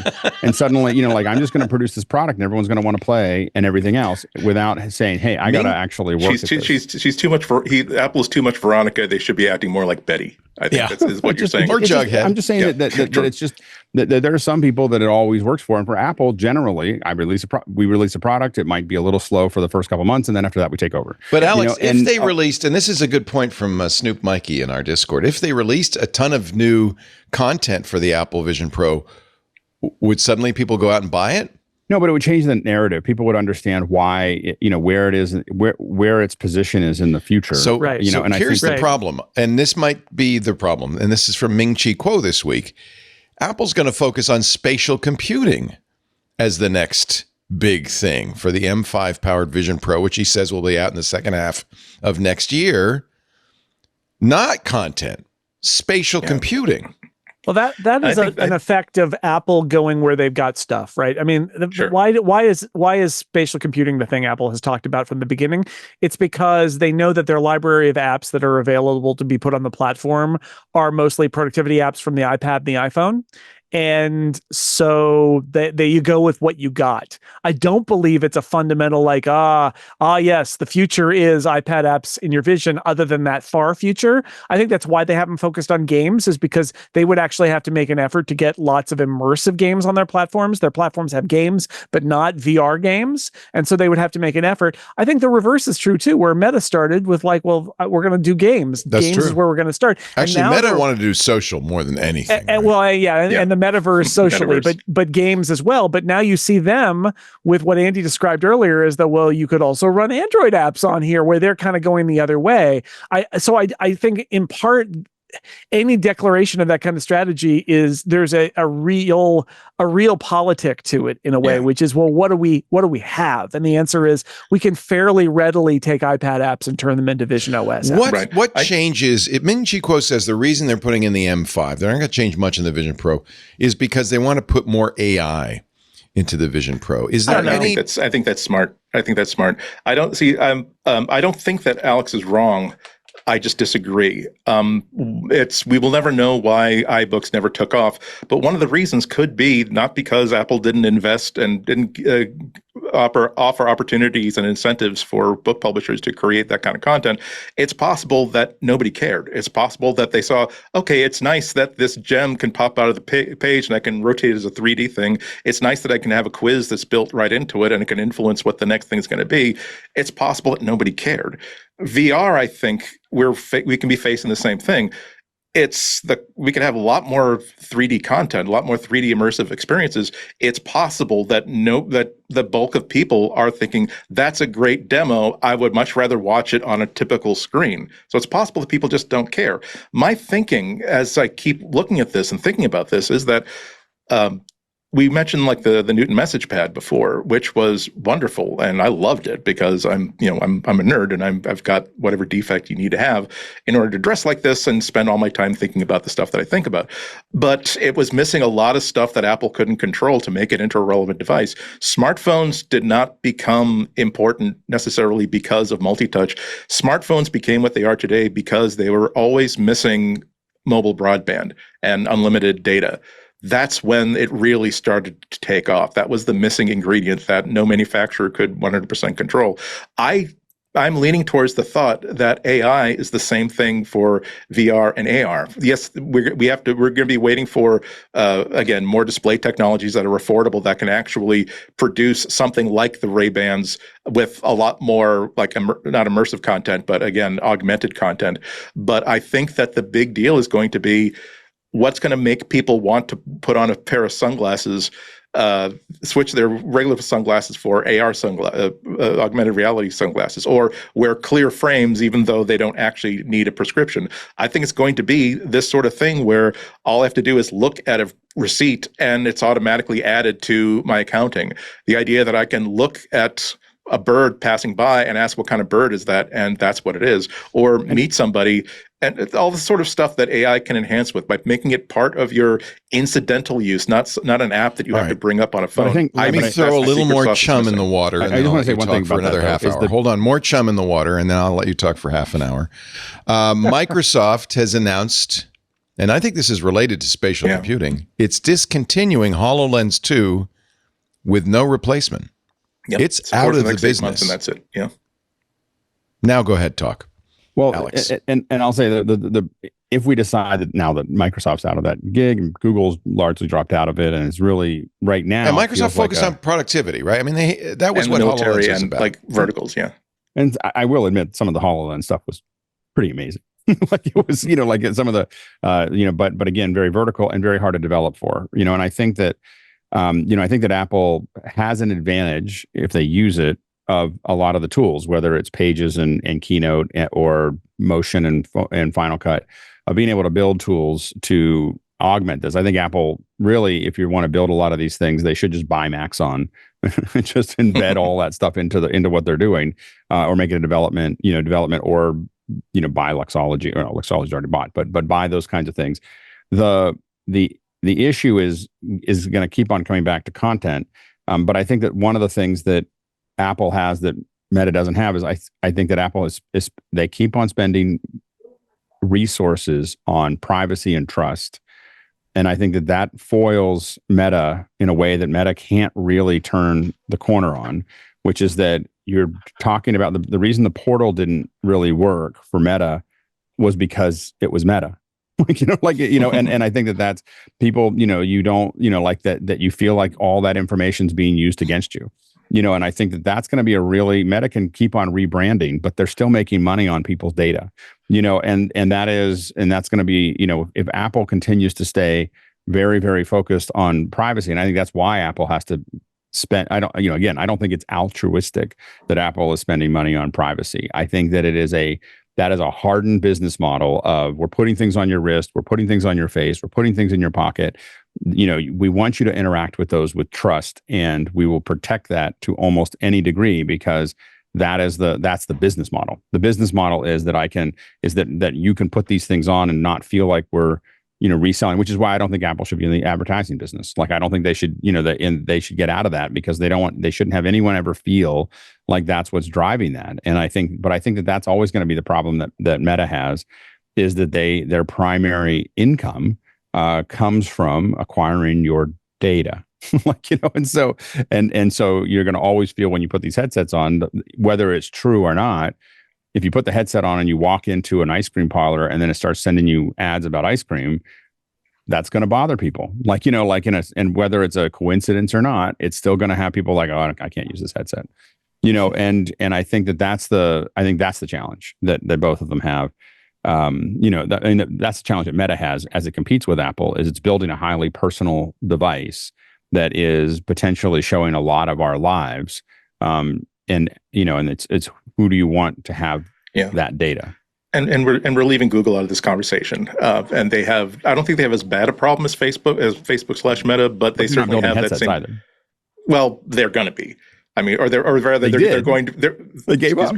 They did. Okay, but let's acknowledge that in 2014, 2015, they built what the Ray-Ban is, and everybody gave them crap for it, and for a lot of good reasons. There are many things about of glass that are still better than all the headsets that are out there. Yeah, the heads-up video display. Yeah, the idea of just the idea of, and again, if you've ever, most people have never used glass, like this heads-up display was just hold up your phone like at arm's length at the corner of your eye. That's where this little display was, so it could simply confirm to you when you're walking, when you're getting walking directions, like, oh, by the way, heading up, like, go take this left onto this street, or look for this building. That's where the building you're looking for. That was a side issue, but I think that Google needs to get credit for that. But they don't seem to be focusing on making their own hardware so much as creating a reference platform and making the software and the AI, and making the AI that powers it. But one thing that we've kind of seen is that Notebook LM has gotten a lot of positive discussion in the past week or so, because when they added the conversations feature.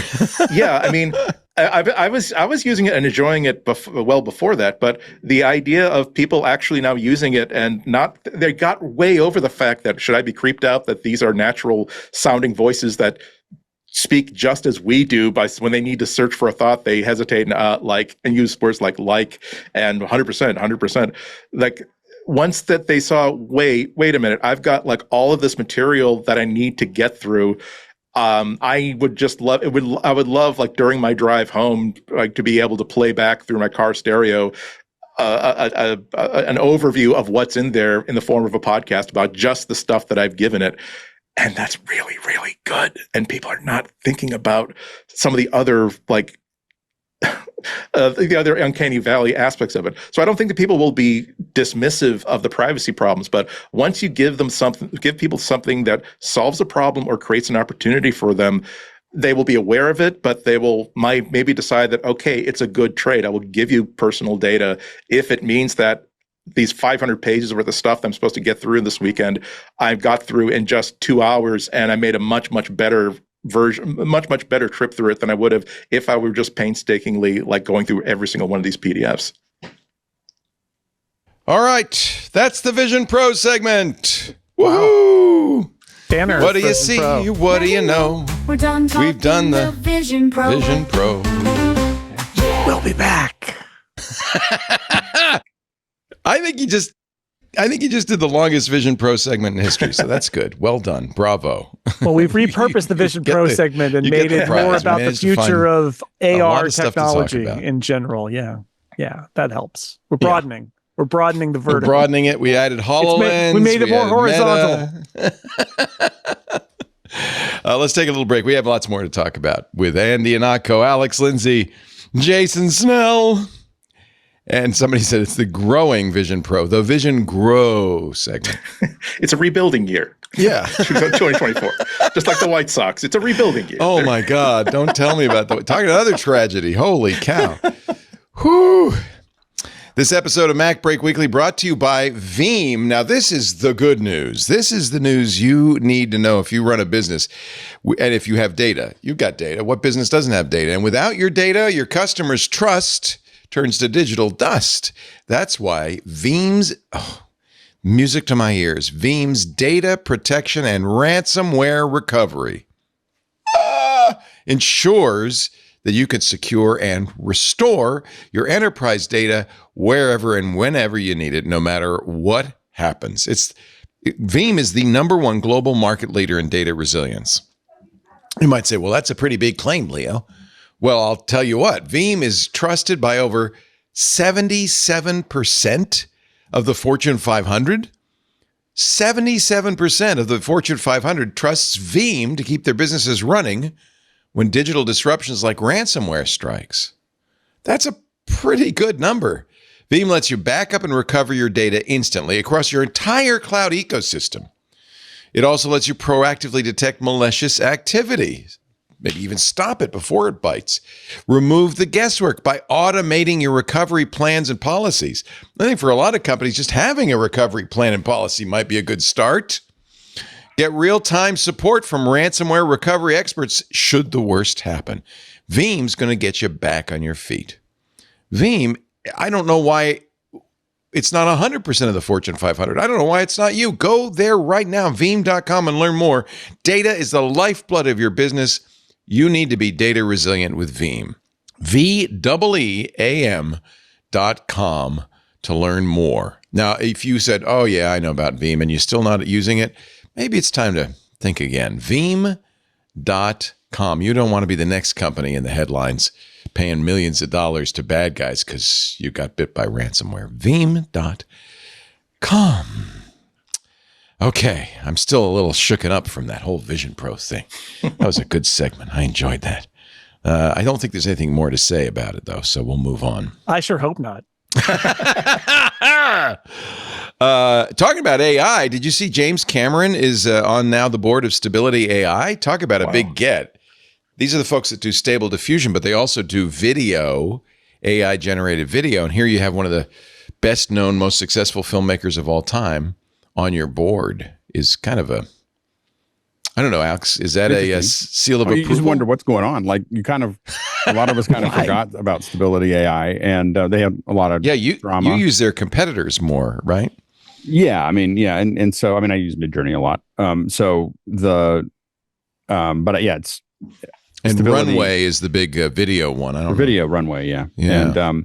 And there's a lot of them out there, but I think a lot of us had kind of forgotten about Stability, and then suddenly James Cameron shows up on it. You feel like, what do they have there that we don't know about? So I think that's what a lot of us are kind of interested in. I didn't know this, but the CEO of Stability AI, Prem Akkaraju, was the CEO of Weta Digital, which is the big special effects company in New Zealand. So, and Sean Parker is also on the board as executive chairman. Of course, he was the founder of Napster, who put all that money into Facebook. He's the guy who said, "A million's not a lot, a billion's a lot," at least in the movie. I don't know what he said in real life. So that's a pretty good board they got going there at Stability AI. I don't know if that's because the world is slow and doesn't realize that these guys who were #1 a year ago are, they've never #1. They just, I think that they do have a different model of being able to run locally and a lot of other, without that's some of the true. restrictions. And they're not just video or images, because they can run it. That's where you go to Hugging Face to get the AI models. So they really have become kind of the switching station, the locus for a lot of even local AI. Lionsgate made a deal with Runway this month. Lionsgate Films. Runway is the other very well-known video generator.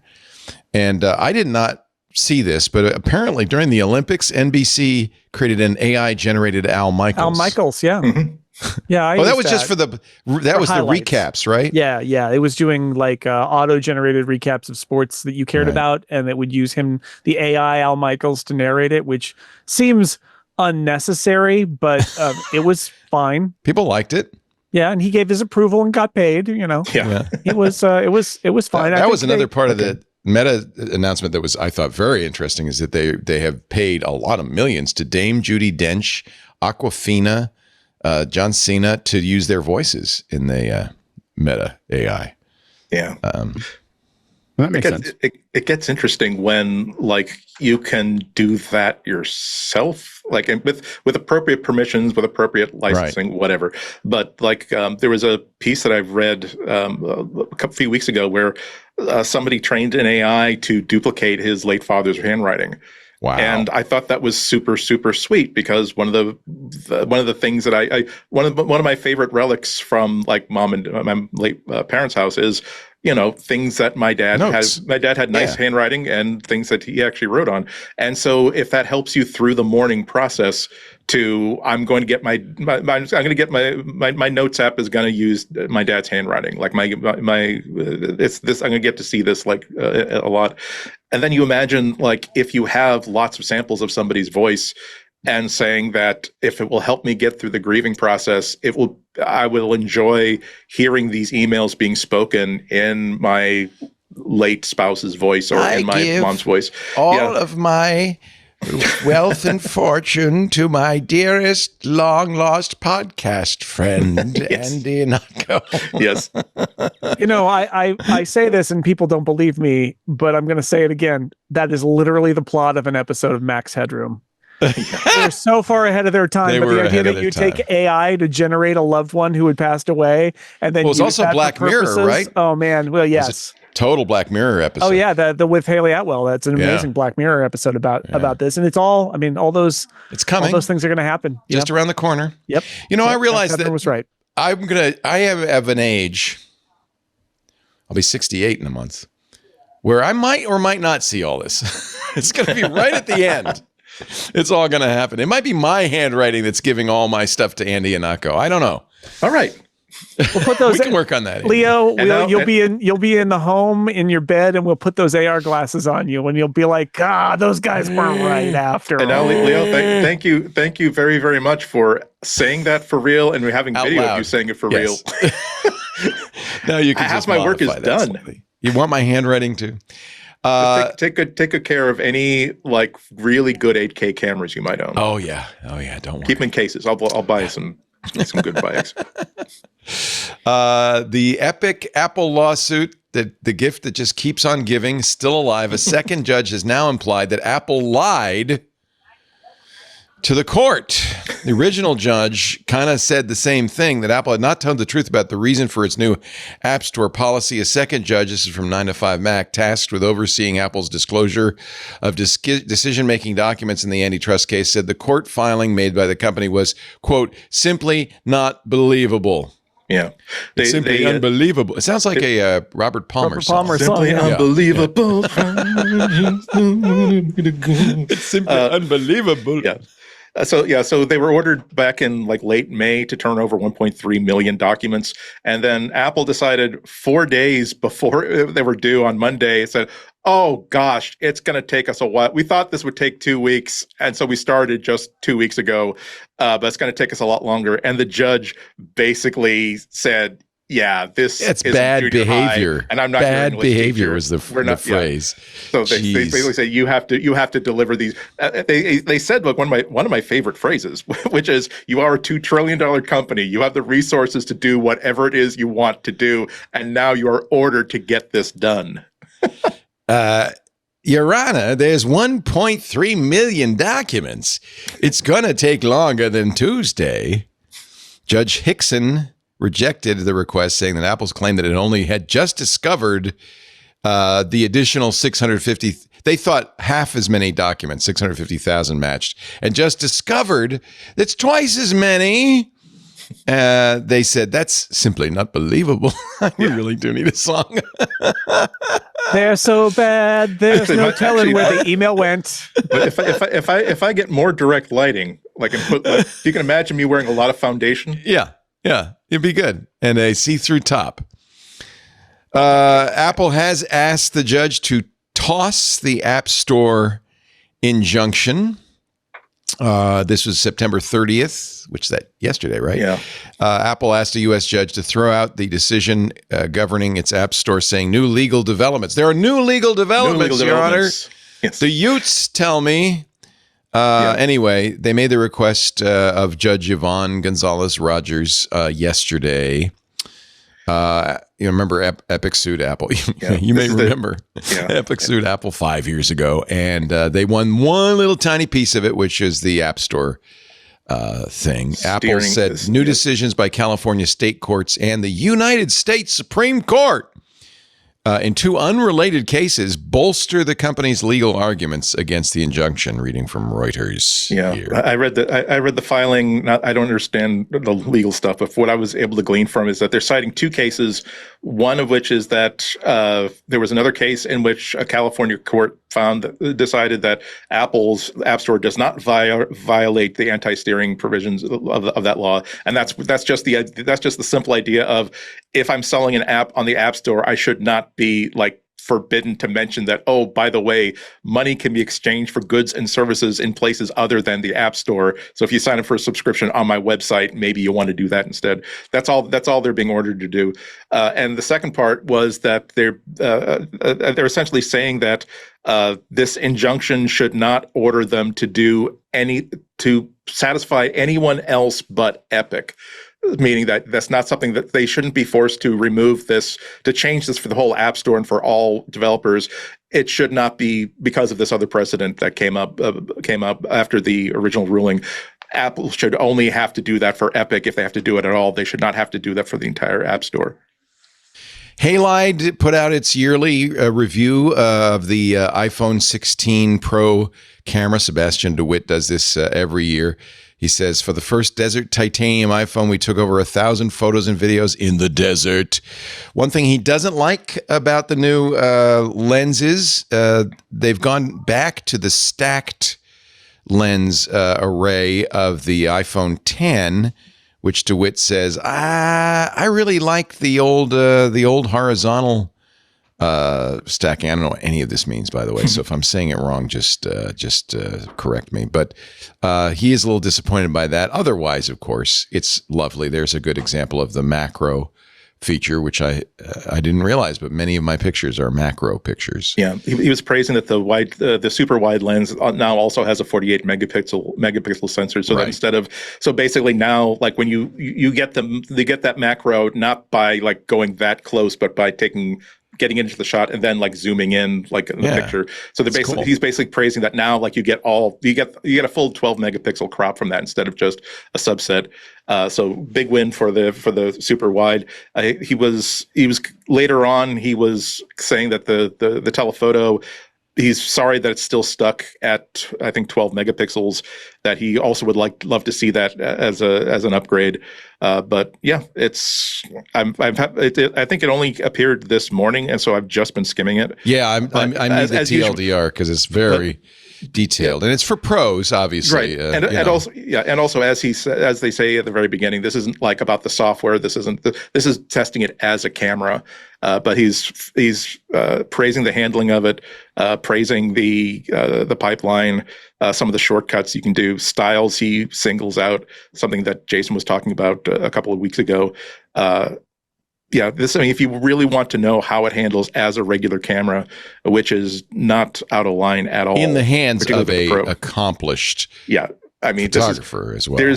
When I test cameras, I maybe go to the Boston Public Library and shoot the murals. I maybe go to the park and shoot squirrels.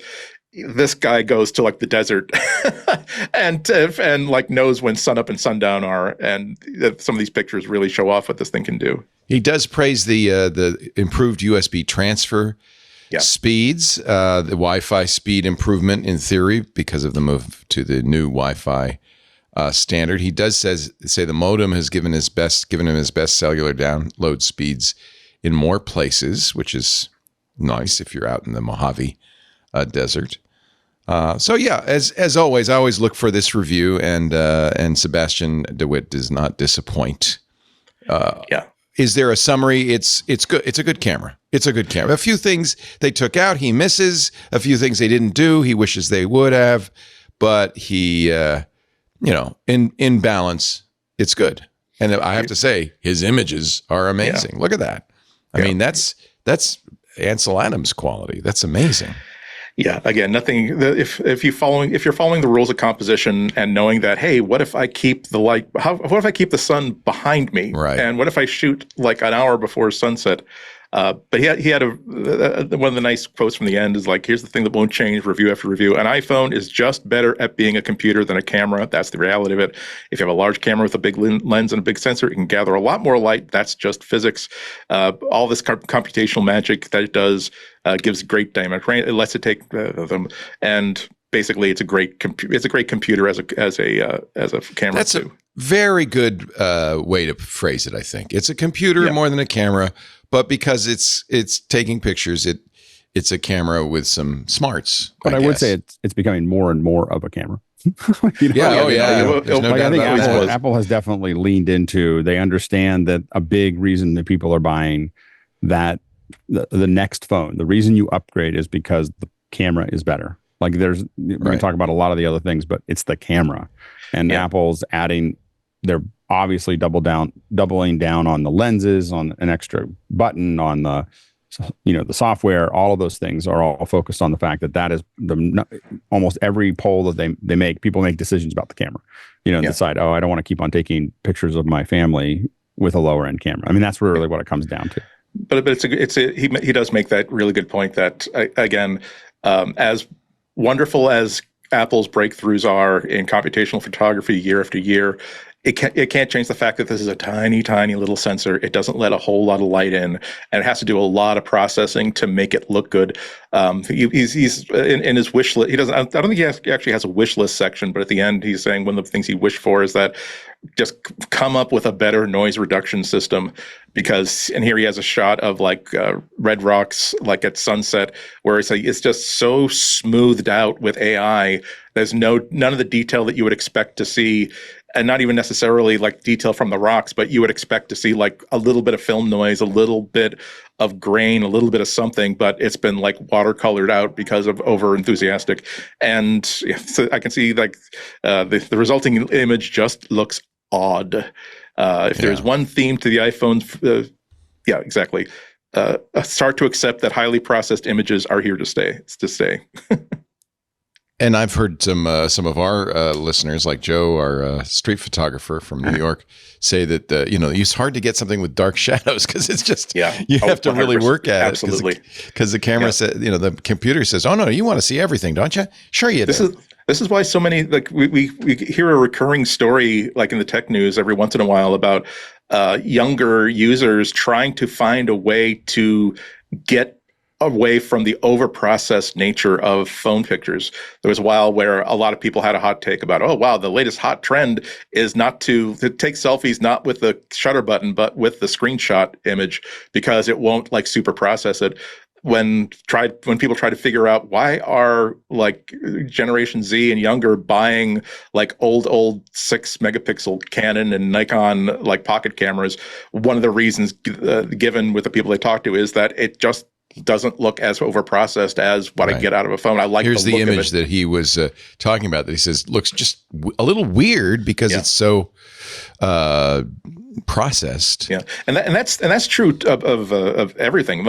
I have so many great pictures that I took. Like again, I'm getting home from wherever, and it's like a half hour before sunset, and like, wow, the shadows of that street light, like on that sandstone wall, that's brilliant. I take the picture, and then I get home, it's like, oh, instead of those really stark like shadows, it's like a beige thing because my Android phone, my iPhone, whatever, did not want to like hide the detail of the wall, so it lightened it up in a way that doesn't look real at all. This is why the new photographic styles thing is so important. Is that you can sort of do that. You can undo it later because it's capturing more data than is being displayed.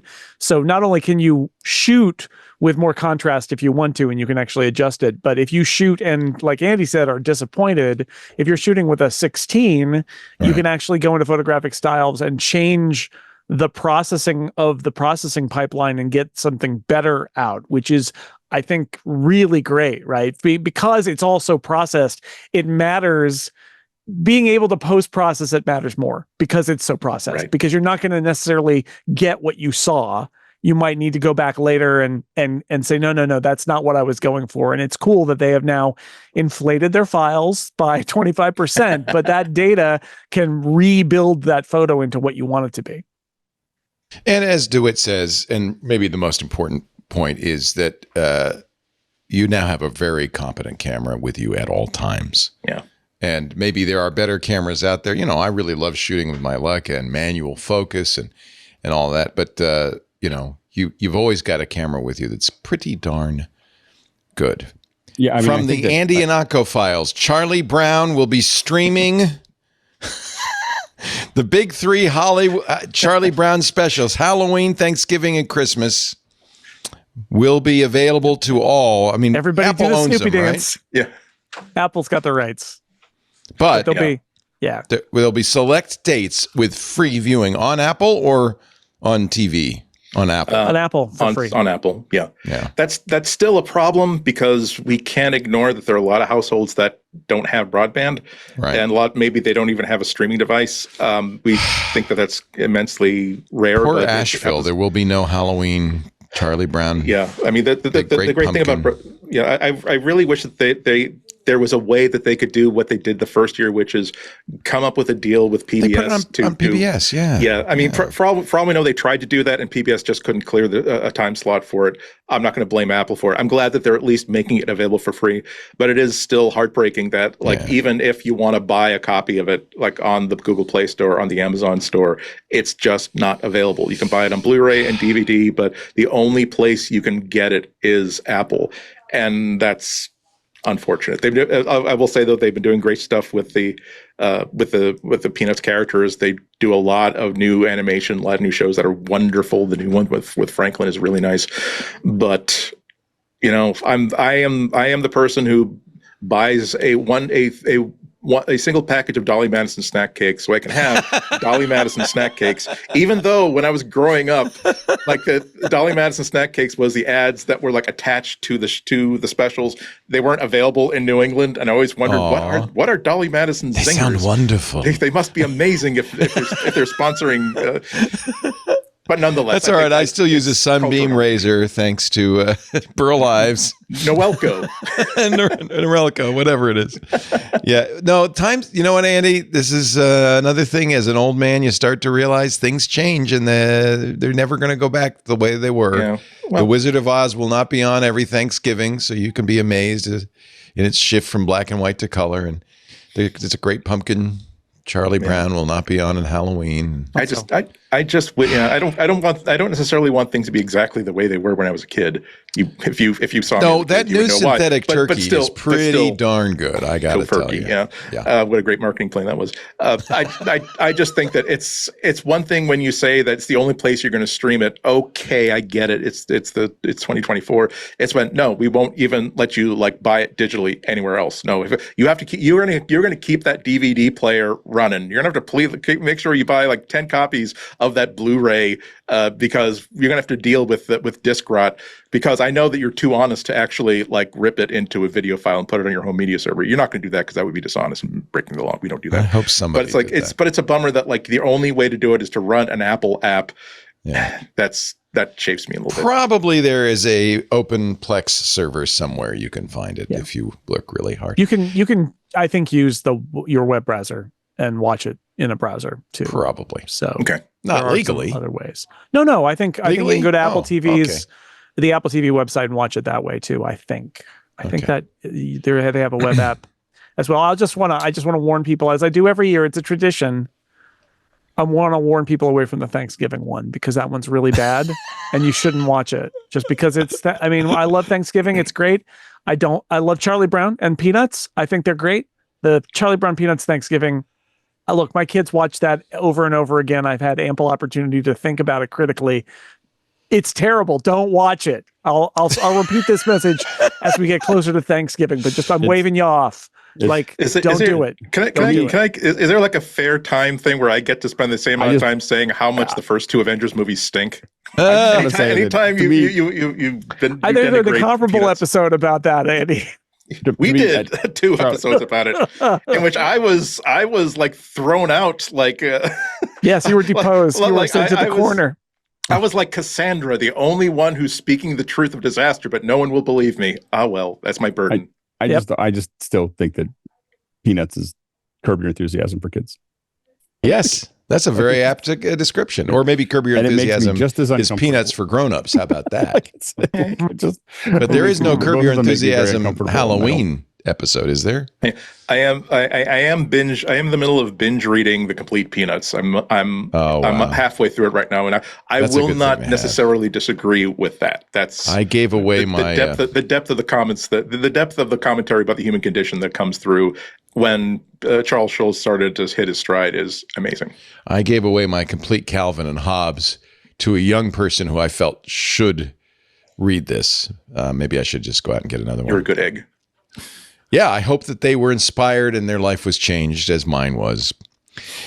Before we go to our picks, because we're going to do that in a minute, I do want to mention that it's probable that this month, October, will have another Apple event. Yes? Of some sort.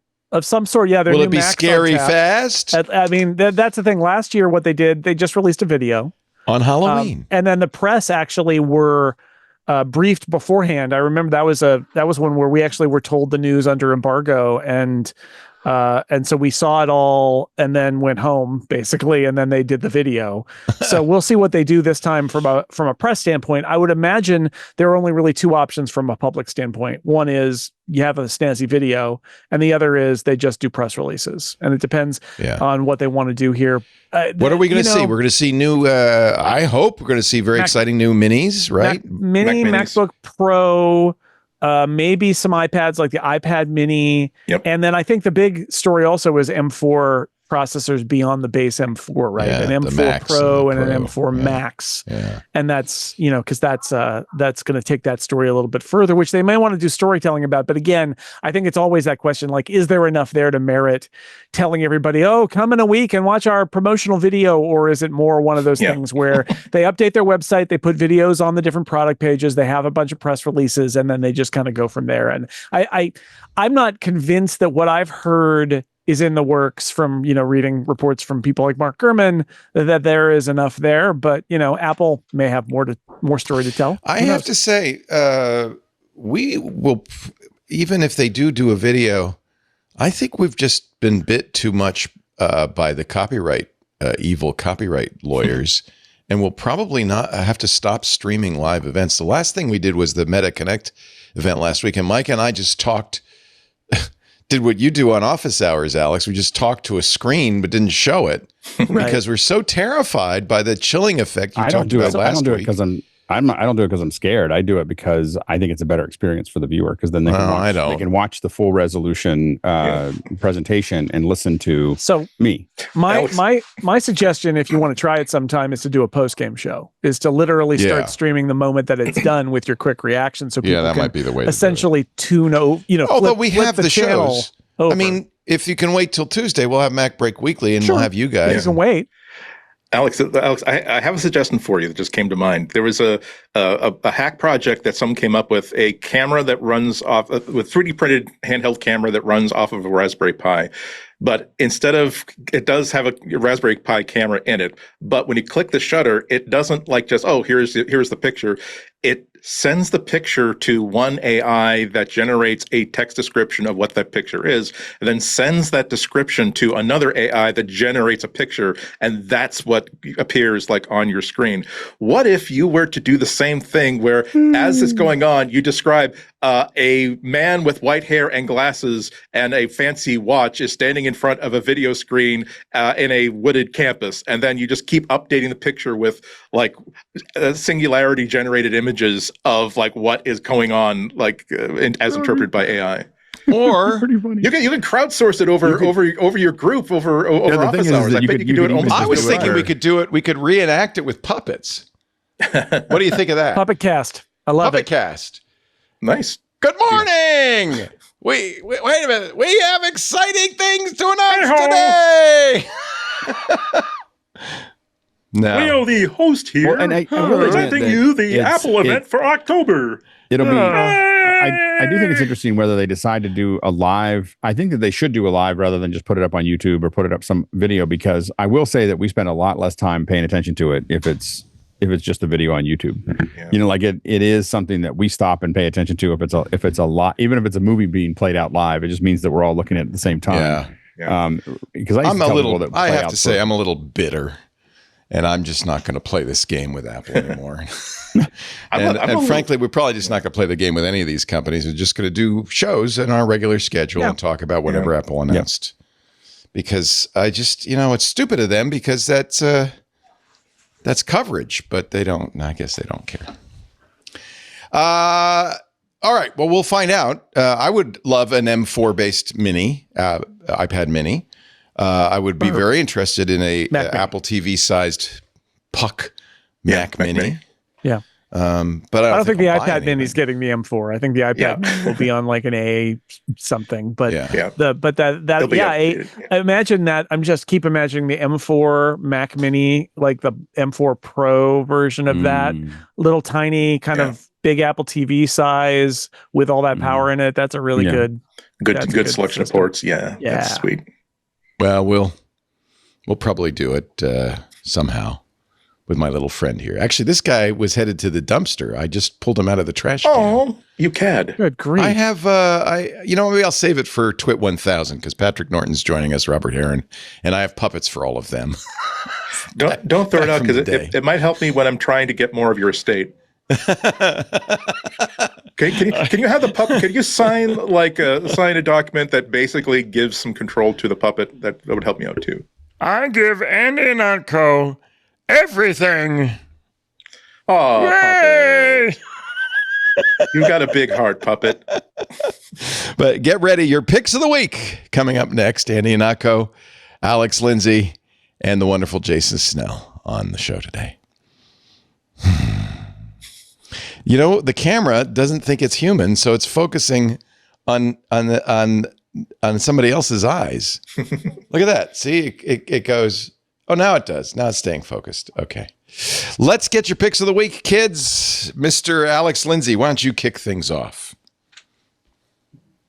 Yeah, so one of the things that I didn't mean to throw you. No. I was trying to set something up for the thing. Oh, okay. You want me to start with somebody else? No, I'm good. I'm set up. You ready? So, okay. So one of the things that that when you're dealing with doing multicam setups is that you have to have a tally, and tallies turn out to be expensive and painful, and you just wish that if someone could just use their phone as a tally, that'd be great. Well, there's this thing called Tally ATEM. So if you have an ATEM switcher, a Blackmagic ATEM switcher, these switchers all sit on the network. And so if you have it on the network and you can get on the same network with your phone, this app, all it does is looks at your ATEM and if you're ready to go. So like, for instance, it's green right now. And if I switch away from it, it turns gray.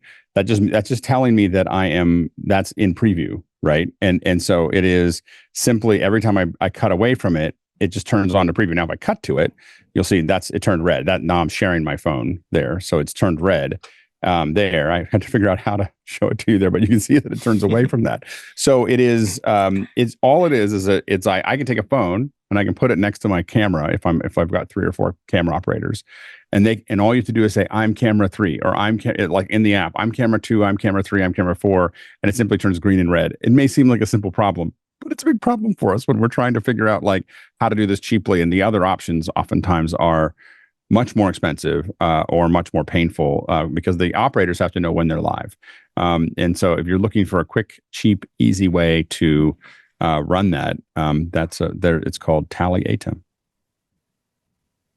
Well, I do need a Tally ATEM because I have no idea which camera I'm on. See, there you go. Actually, I have 3, but you never show my other cameras, John Ashley. You should show the other cameras so that people can enjoy the beauty of my studio from other angles. Can you show it now? Is it on now? I mean, I would if you would actually change it. So look at this. We finally lit the corner a little bit. It's very pretty. There's the chair. Yeah. And then when I want to do something really serious, I go right up into the camera like this and say, I need to talk to you about diarrhea. And then you can be terrified. So if I had tally lights, I could do that. I don't. There you go. So I have no idea where the camera is at any given time. Mr. Jason Snell, your pick of the week. Yeah, make sure to hit the other button to switch back. Oh, yeah, don't worry. Jason Snell, your pick of the week. Yeah, there's a brand new app that just came out. A lot of us have to cross-post across many social... Since basically the dissolution of the community that was on Twitter into fragmented social media, including Mastodon. I've got people there. Threads, there are a lot of people there. Blue Sky, there are a bunch of people there. It's a real pain to post, especially if you've got like self-promo stuff, like there's a new episode of Twit out that you should watch, things like that. I don't want to go to 4 different services. So Ben Rice McCarthy and Aaron Vey just released a brand new app today. It's called Croissant because it's cross-posting. Croissant simultaneous cross-posts. Yeah, and look for the one with the croissant as the icon. Yes, it is. It is simultaneous cross-posting on Blue Sky, Mastodon, and Threads. I think that it is. They wanted to ship it. I've already told them. I know nobody wants to be on Twitter, but a lot of us still have to promote our stuff on Twitter. Right. That's and one of the interesting effects of using Croissant is it's write only. So if you need to be present on social media just to promote things, you can do it from that app. And you don't have to feel guilty. If you want to read social media, you go to another app to do that. Yeah. This is just for posting. It's a cross-posting tool. It's very useful. I was able to log into all of my personal accounts and all of my like brand accounts, my show accounts. And that way I can do sort of like, post this as me and the Incomparable, or post this as me on Threads and me on Mastodon and me on Blue Sky. Perfect. And it works. So I just purchased a lifetime subscription. It's a 1.0. So bad. They're going to add a lot to it. They're still working with Threads. His API is changing pretty rapidly, and so logging to Threads can be a little bit tricky. But they're good developers and a good idea. And the choice is waste time posting the same thing, and you can copy and paste, but then not the image. So that if you're posting an image, you got to go get that again and then make the alt text again. And this just takes care of all of that. So just really convenient if you're somebody. Not everybody is like this, but if you're somebody who finds yourself going, oh geez, I posted that to Threads, but I should probably post that to Blue Sky and Mastodon. Now you can use Croissant, and it's easy. No X on here, though, which is interesting, isn't it? I talked to Ben about it, and they said that they are aware of that desire. And I actually think it goes to the whole idea that this is a posting tool and not a reading tool. Right. That if they can do it, I think they probably will, because I think there are a lot of us who don't really want to go there to read stuff, but we still have followers there. I'm afraid of what I'll see if I go there. I don't want... About the only thing that I post to everyone on Twitter X anymore is self-promotion. Yeah. Here's a new episode of a podcast. And I still have followers there. Some of them presumably still are on Twitter, and that's fine, but I don't really want to read it anymore, except for my, sports list that I check in on. Everything else, no. But if I had a posting tool that just sent it to X, fine, great. Happy to do that. So yeah. I've just added my Blue Sky and my Mastodon, twit.social. I'm going to add Threads. Yeah. And then I haven't posted to any of them because I've it's tough. I'm stymied. It's too much. So it's too much. I used to not be for cross posting, but now I kind of feel like for some stuff, for especially the self-promo stuff, you really need to put it everywhere. Yeah. And so I'm so glad this app exists. We used this at the a couple weeks ago when I was in Memphis for the Relay St. Jude fundraiser. All of Mike and Steven's fundraising updates were through a beta of Croissant. And I was like, guys, how are you posting to all these? And they're like, oh, are you not on the beta? You should talk to Ben. And so, yeah, it's very useful for situations like that. Good plug. I've just installed added all 3 of my accounts. It's nice. So I would like to add X. Yeah, I hope they do that. I hope they figure out a way. There may be Elon may not like it, so it may be that it's I don't not know. them. Depends on what the API rules are. Yeah. Good. I bought a lifetime subscription because I wanted to keep it up and all of that stuff. I'm sure Ben and Aaron thank you. Yes. See? and it says what's not happening, which I like even better. What's not happening? Okay. Mr. Andy Anako, he's happening. That's for sure. He's simply irresistible. Thank you very much. My work life has gotten a lot more complicated as a certain project that I keep mentioning and forestalling keeps getting closer and closer to Bethlehem as it shrugs to be born. And the thing that the problem that I've had for years is that my work schedule and my projects, they're too complicated for a simple to-do list app. They are not complicated enough for a full-fledged project manager app. And every time I've tried a new project manager app, it's always like, I felt like I'm a freshman in college that's sitting in a junior level class. And like, oh, so what is a Kanban board? Like, okay, so why do I have to have a context to decide that I need to? Did you get a real job, Andy? No. Well, as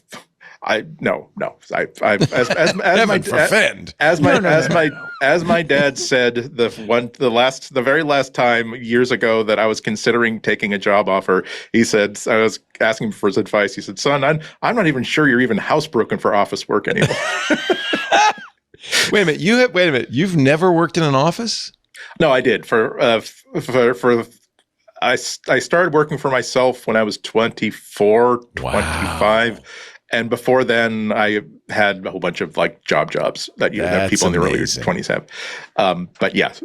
But what I'm getting at is that I've been looking for something that's sort of in the middle, where I know that I need to like write an episode of the Material Podcast this week. I would like to get it done on this day. I absolutely have to get it done by this time. I don't necessarily need to put it on a calendar and have a reminder about it. I just need to be able to plan things out so I'm giving enough time to all the things I need to get done at the end of the week. And a few weeks ago, I came across Sunsama that's been around for a while. And it seems to be, for now, that nice happy medium. As a matter of fact, the onboarding process, it's kind of like talking to somebody it's not like, first we need to link to your Google account. And now if you're on Outlook, we need to get permissions for X, Y, and Z. It's like, okay, what do you want to get done this week? Like, okay, when do you want to get something done? And like, what are your larger goals? And it's not in a coaching manner, but it's just, that's pretty much the way that it kind of wants to be interacted with, where it's not like I'm going to actionize the priority task that's been assigned to whoever. It's, again, it prioritizes your starting the week by, here's what I want to get done this week. Roughly, here's when I'd like to get it done. At the end of the week, basically having a recap of, okay, what did I get done? What did I not get done? You can put things on, like, I can put things on today, and that I want to get something done after I'm finished doing Mac Week. However, it's not going to pester me about it. It's just like a tile that I can drag from like one column to another. Saying, actually, let's put this off until Thursday. This is nice. I like the calendar interface. Yeah, without if you want calendaring, if you want to put something on a calendar, you can. You can drag it into like, and it'll sync with whatever you're using as a calendar app. But the thing that I've really, really liked, like, so yesterday I had here's the number of hours. When you have a task that you add, it's like you don't schedule it for a certain time period, but you say, I think I want to spend 3 hours on this. And then as you go through your day, the task that you do, you simply click on this thing, and this little floating window is now on my Mac with a play button and a pause button. So, okay, you want to spend 3 hours on this? Great. Click play, and a timer goes sing. And then when you're kind of like Tomato a little bit, kind of like that. And the great thing is that when I'm done, like I click stop, great, that's done. So not only does it check that off my to-do list, but it also like loads up what's the next thing you wanted to do. And so here's now a timer for 1 hour of doing whatever. And at the end of the week, it'll actually give you a really good idea of, well, you thought you're going to need 3 hours on that. You actually only needed 2 hours and 20 something minutes on that. And so now you can also tell it, I don't want to schedule myself for more than 6 hours of scheduled work like per day. And when you try to overload yourself, it'll say, you're going into overtime there. Do you want to put this someplace else? If I don't check something off my to-do list, it doesn't like, this is overdue by 2 days. Now it's overdue by 4 days. Now it's red and flashing because it's overdue by 5 days. It just simply moves on to the next day. Or I can just simply look at this and drag it. I'm not going to get that tomorrow. I'll have to do that on Friday. What I'm getting at is that it's a very, very analog style of breaking down what you need to get done, what you want to get done, and also being able to get metrics on what actually got done, how long it took, and how far you're progressing on certain goals. Very, very simple, very, very straightforward. The only negative about this is that it is pricey. It is, you get 2 weeks, you can sign up for 2 weeks for free. You don't have to drop a credit card number or anything. So it's not as though you have to remember to unsubscribe. But after 2 weeks, it becomes $20 a month, which is not a small amount of money for something if you don't know you're going to use it or not. I've only been using it for a few weeks.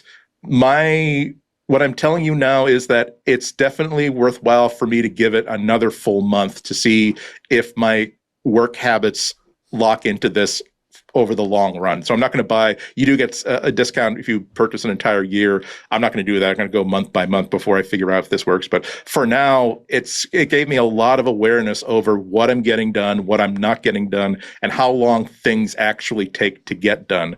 For somebody with the ADD, that's a very big thing, because sometimes it's like, oh my God, this is going to take like 6 hours. Well, no, it only took you 2. Why did you wait until you had an entire afternoon to do this? Or oh, this is great. I can write this in just 90 minutes. Actually, Andy, that took you 4 hours the last time you did that. Maybe you should block more time for that. So very, very useful thing. Sunsama.com. It's been around for a while.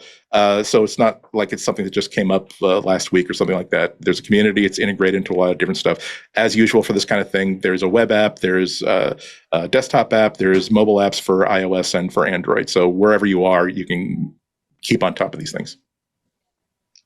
Lovely, Andy. And I hope that whatever job you have gets done. My solution, by the way, to ADD is just not do anything ever. I go to bed. I tried that for a while, and it actually worked for a good part of my life. But then it stopped working. I had to find other ways to get things done. Well, your work furlough's over. You got to get back in the cell. So thank you for being here. Andy Anako, who will soon, I'm sure, announce something exciting. Yes. Wow. That's great. I look forward to it. Internet organizations are going to be informed on a certain day that a certain address has to be linked to something else. And then once that's rock solid, I think we'll have a launch date. Very nice. Very nice. WGBH is calling. When will you be on next? I was supposed to be on last week. I got bumped for pressing breaking news. Things happened. So my next slot is in 2 weeks. So I think a week from Thursday at WGBHnews.org to stream it live or later. I was so proud of my son, who was on the Today Show with Hoda and Jenna on Thursday. Wow. Yeah, cooking up a lamb's burger. And I told him my Today Show story, where I went out to do the Today Show. Actually, it was Today Weekend, so it wasn't even the Today Show, but Today Weekend. Went out to do it. And I'm sitting in the green room, and they say, well, there's some breaking news. There's some breaking news. And they pushed me right off the show because of the breaking news. And then... and this was actually insult to injury. They said, well, let's record it anyway. Maybe we'll use it someday. So after the show's over, they recorded a fake segment, which they never used. And I told Henry that after he appeared on Jenna and Hoda, and it actually worked, and he was on, and I was so impressed. Well, at least you didn't rent that chicken suit for nothing. You got some use out of it. I flew all the way to New York to do the Today Show. Couldn't believe it. Anyway, that's, these things happen. Thank you, Andy. Look forward to GBH in a couple of weeks. Mr. Alex Lindsay. There, by the way, there's the link to the Today Show. Today.com. Salt Hanks shows us how to make his viral lamb burger recipe. I don't think you really want to describe a recipe as viral. Just thinking. Doesn't sound that good. Officehours.global. What you got coming up on your fabulous office? We had a great yesterday. We had a bunch of our members came on and talked about media innovation in the courtroom, and this was a judge and some lawyers, and it was wow. it really shows. I mean, for me, the power of office hours. Start playing that you have members that said, "Hey, I want to talk about something in a second hour," and we were like, "Sure," and it was just such a great hour fascinating. Talking about how media innovations working in courtroom and everything else, and something that we didn't expect, and it just turned out to be a really, really good hour, and that was from yesterday. So you can find it on Wednesday's your voiceover panel. I should really learn how to do that. I might watch. See if I can make a second career in voiceover. Q&A. One thing we started to do is go, hey, on the second hours, if we have a great second hour, we're going to put a second hour, and otherwise we're going to do an hour of Q&A like we did originally. And so we have more Q&A days. Taking it a little easier. So I like those Q&A days. The funny thing that most people don't know is that we talk about these shows like the courtroom or voiceover panels or whatever, but it's always a Q&A for the first hour is just whatever people are trying to figure out with their media. So, whether it's audio, video, how to put it together, how to cut it, how to do whatever, there's an hour of that every single day, 7 days a week. And I know this because whenever anybody would call the radio show or any of our shows saying, I need help doing this, I'd say, just go to officehours.global and ask them, because they're the real experts. Lots of great stuff. What an amazing channel you've got going there. You can join in and listen in on YouTube or at their page, officehours.global. And Michael Krasny's show, Gray Matter. You got something big coming up there? Yeah, we do. Well, we had David Kennedy on from the Lane Center and talking about the America West. Actually, this last one it just released today, and it's really fascinating. I mean, there's so many odd details about how all of this stuff came together that he really knows a lot about, and we're excited. In a couple of weeks, we have Malcolm Gladwell coming on. So wow, how fun! That'll be fascinating. So get your questions ready. Yeah. And we'll put some more announcements out. Jason Snell writes regularly at sixcolors.com. That's his official publication. Yes. He also does about 8,000 podcasts at sixcolors.com/Jason. Yes. And was there ever a podcast made of the Relay FM fundraiser? Can you watch that? Actually, you can. You can go on YouTube to the Relay FM YouTube channel, and the podcast-a-thon for 2024 is all there, all 11 hours and 45 minutes of it or something. Because if you go over 12 hours, YouTube won't archive your stream. So you're just under. And there's a podcast version at relay.fm/departures if you want to download a 12-hour-long podcast. But the video version is fun. So that's what I would recommend is if you want to watch some goofy stuff over almost 12-hour period. Thanks, YouTube. That's where you can go, is the Relay FM YouTube channel. And I noticed that yes, we passed $1 million for the month, which is amazing. Micah's D&D and donations stream is also on the Relay FM. I was going to mention that. Yeah. Did he do that through Incomparable? Because he does that. It's inspired by Incomparable, but this time they took it direct into the Relay channel, which is cool. So we didn't have to be the middleman there, which is $1 million is this month, unbelievable. In September. Yeah, amazing. That's great. Amazing. And of course, sixcolors.com, a must read. And Jason's so smart. And there's his croissant cross post on his own. Oh, that's Dan Morin. That's Dan Morin. He's cross posting. Nice. He's cross posting on the cross post. Yep. Lots of great stuff on here. Sixcolors.com. Check it out. We do MacBreak Weekly Tuesdays, 11 a.m. Pacific, 2 p.m. Eastern, 1800 UTC. If you want to tune in and watch, we would love to have you. All you have to do is there's 7 different places to watch it. If you're a member of the club, which is the best way, $7 a month, you get ad-free versions of the shows for download. You can also watch the live stream in Discord and chat with us in Discord, plus a lot of other benefits. We're going to do another coffee show October 18th. Stacy's book club is coming up. I know Micah's going to do his crafting corner. There are lots of things we do in the club because it's a fun place to gather with a great community. And it supports us going forward. We really need the support. It's a tough time right now for old school media. And nowadays, podcasting is old school media. Who would have thunk it? Go to twit.tv/clubtwit. You don't have to be a Club Twit member to watch live, though. We have people watching live right now on YouTube, youtube.com/twit/live. I think it's that. Yeah, youtube.com/twit/live. Twitch.tv/twit for Twitch. Kick, Facebook, LinkedIn, X.com. Am I missing it? And anywhere you want to go, it's going to be there. So make sure you check that out during the show broadcast time on Tuesdays. After the fact, of course, you can download the show because it's this thing called a podcast. They're going to be big someday, kids. Trust me. If you go to twit.tv/MBW, that's the website. All the shows, what is it, 993? What episode are we on now? 941. All 941 shows. Wow. We'll get to 1,000 in a year or so. We'll be there on the website, twit.tv/MBW. There's a link there to our YouTube channel, all the videos, since we started doing video back in the day. And of course, you can subscribe in your favorite podcast player. That way you get it automatically. As soon as we publish it, there's audio or video. So choose the format you want and watch. We don't care how you watch. We just want to make sure you do watch. Now, I'm sad to say, I have to tell you to get back to work because break time is over. Bye-bye, guys.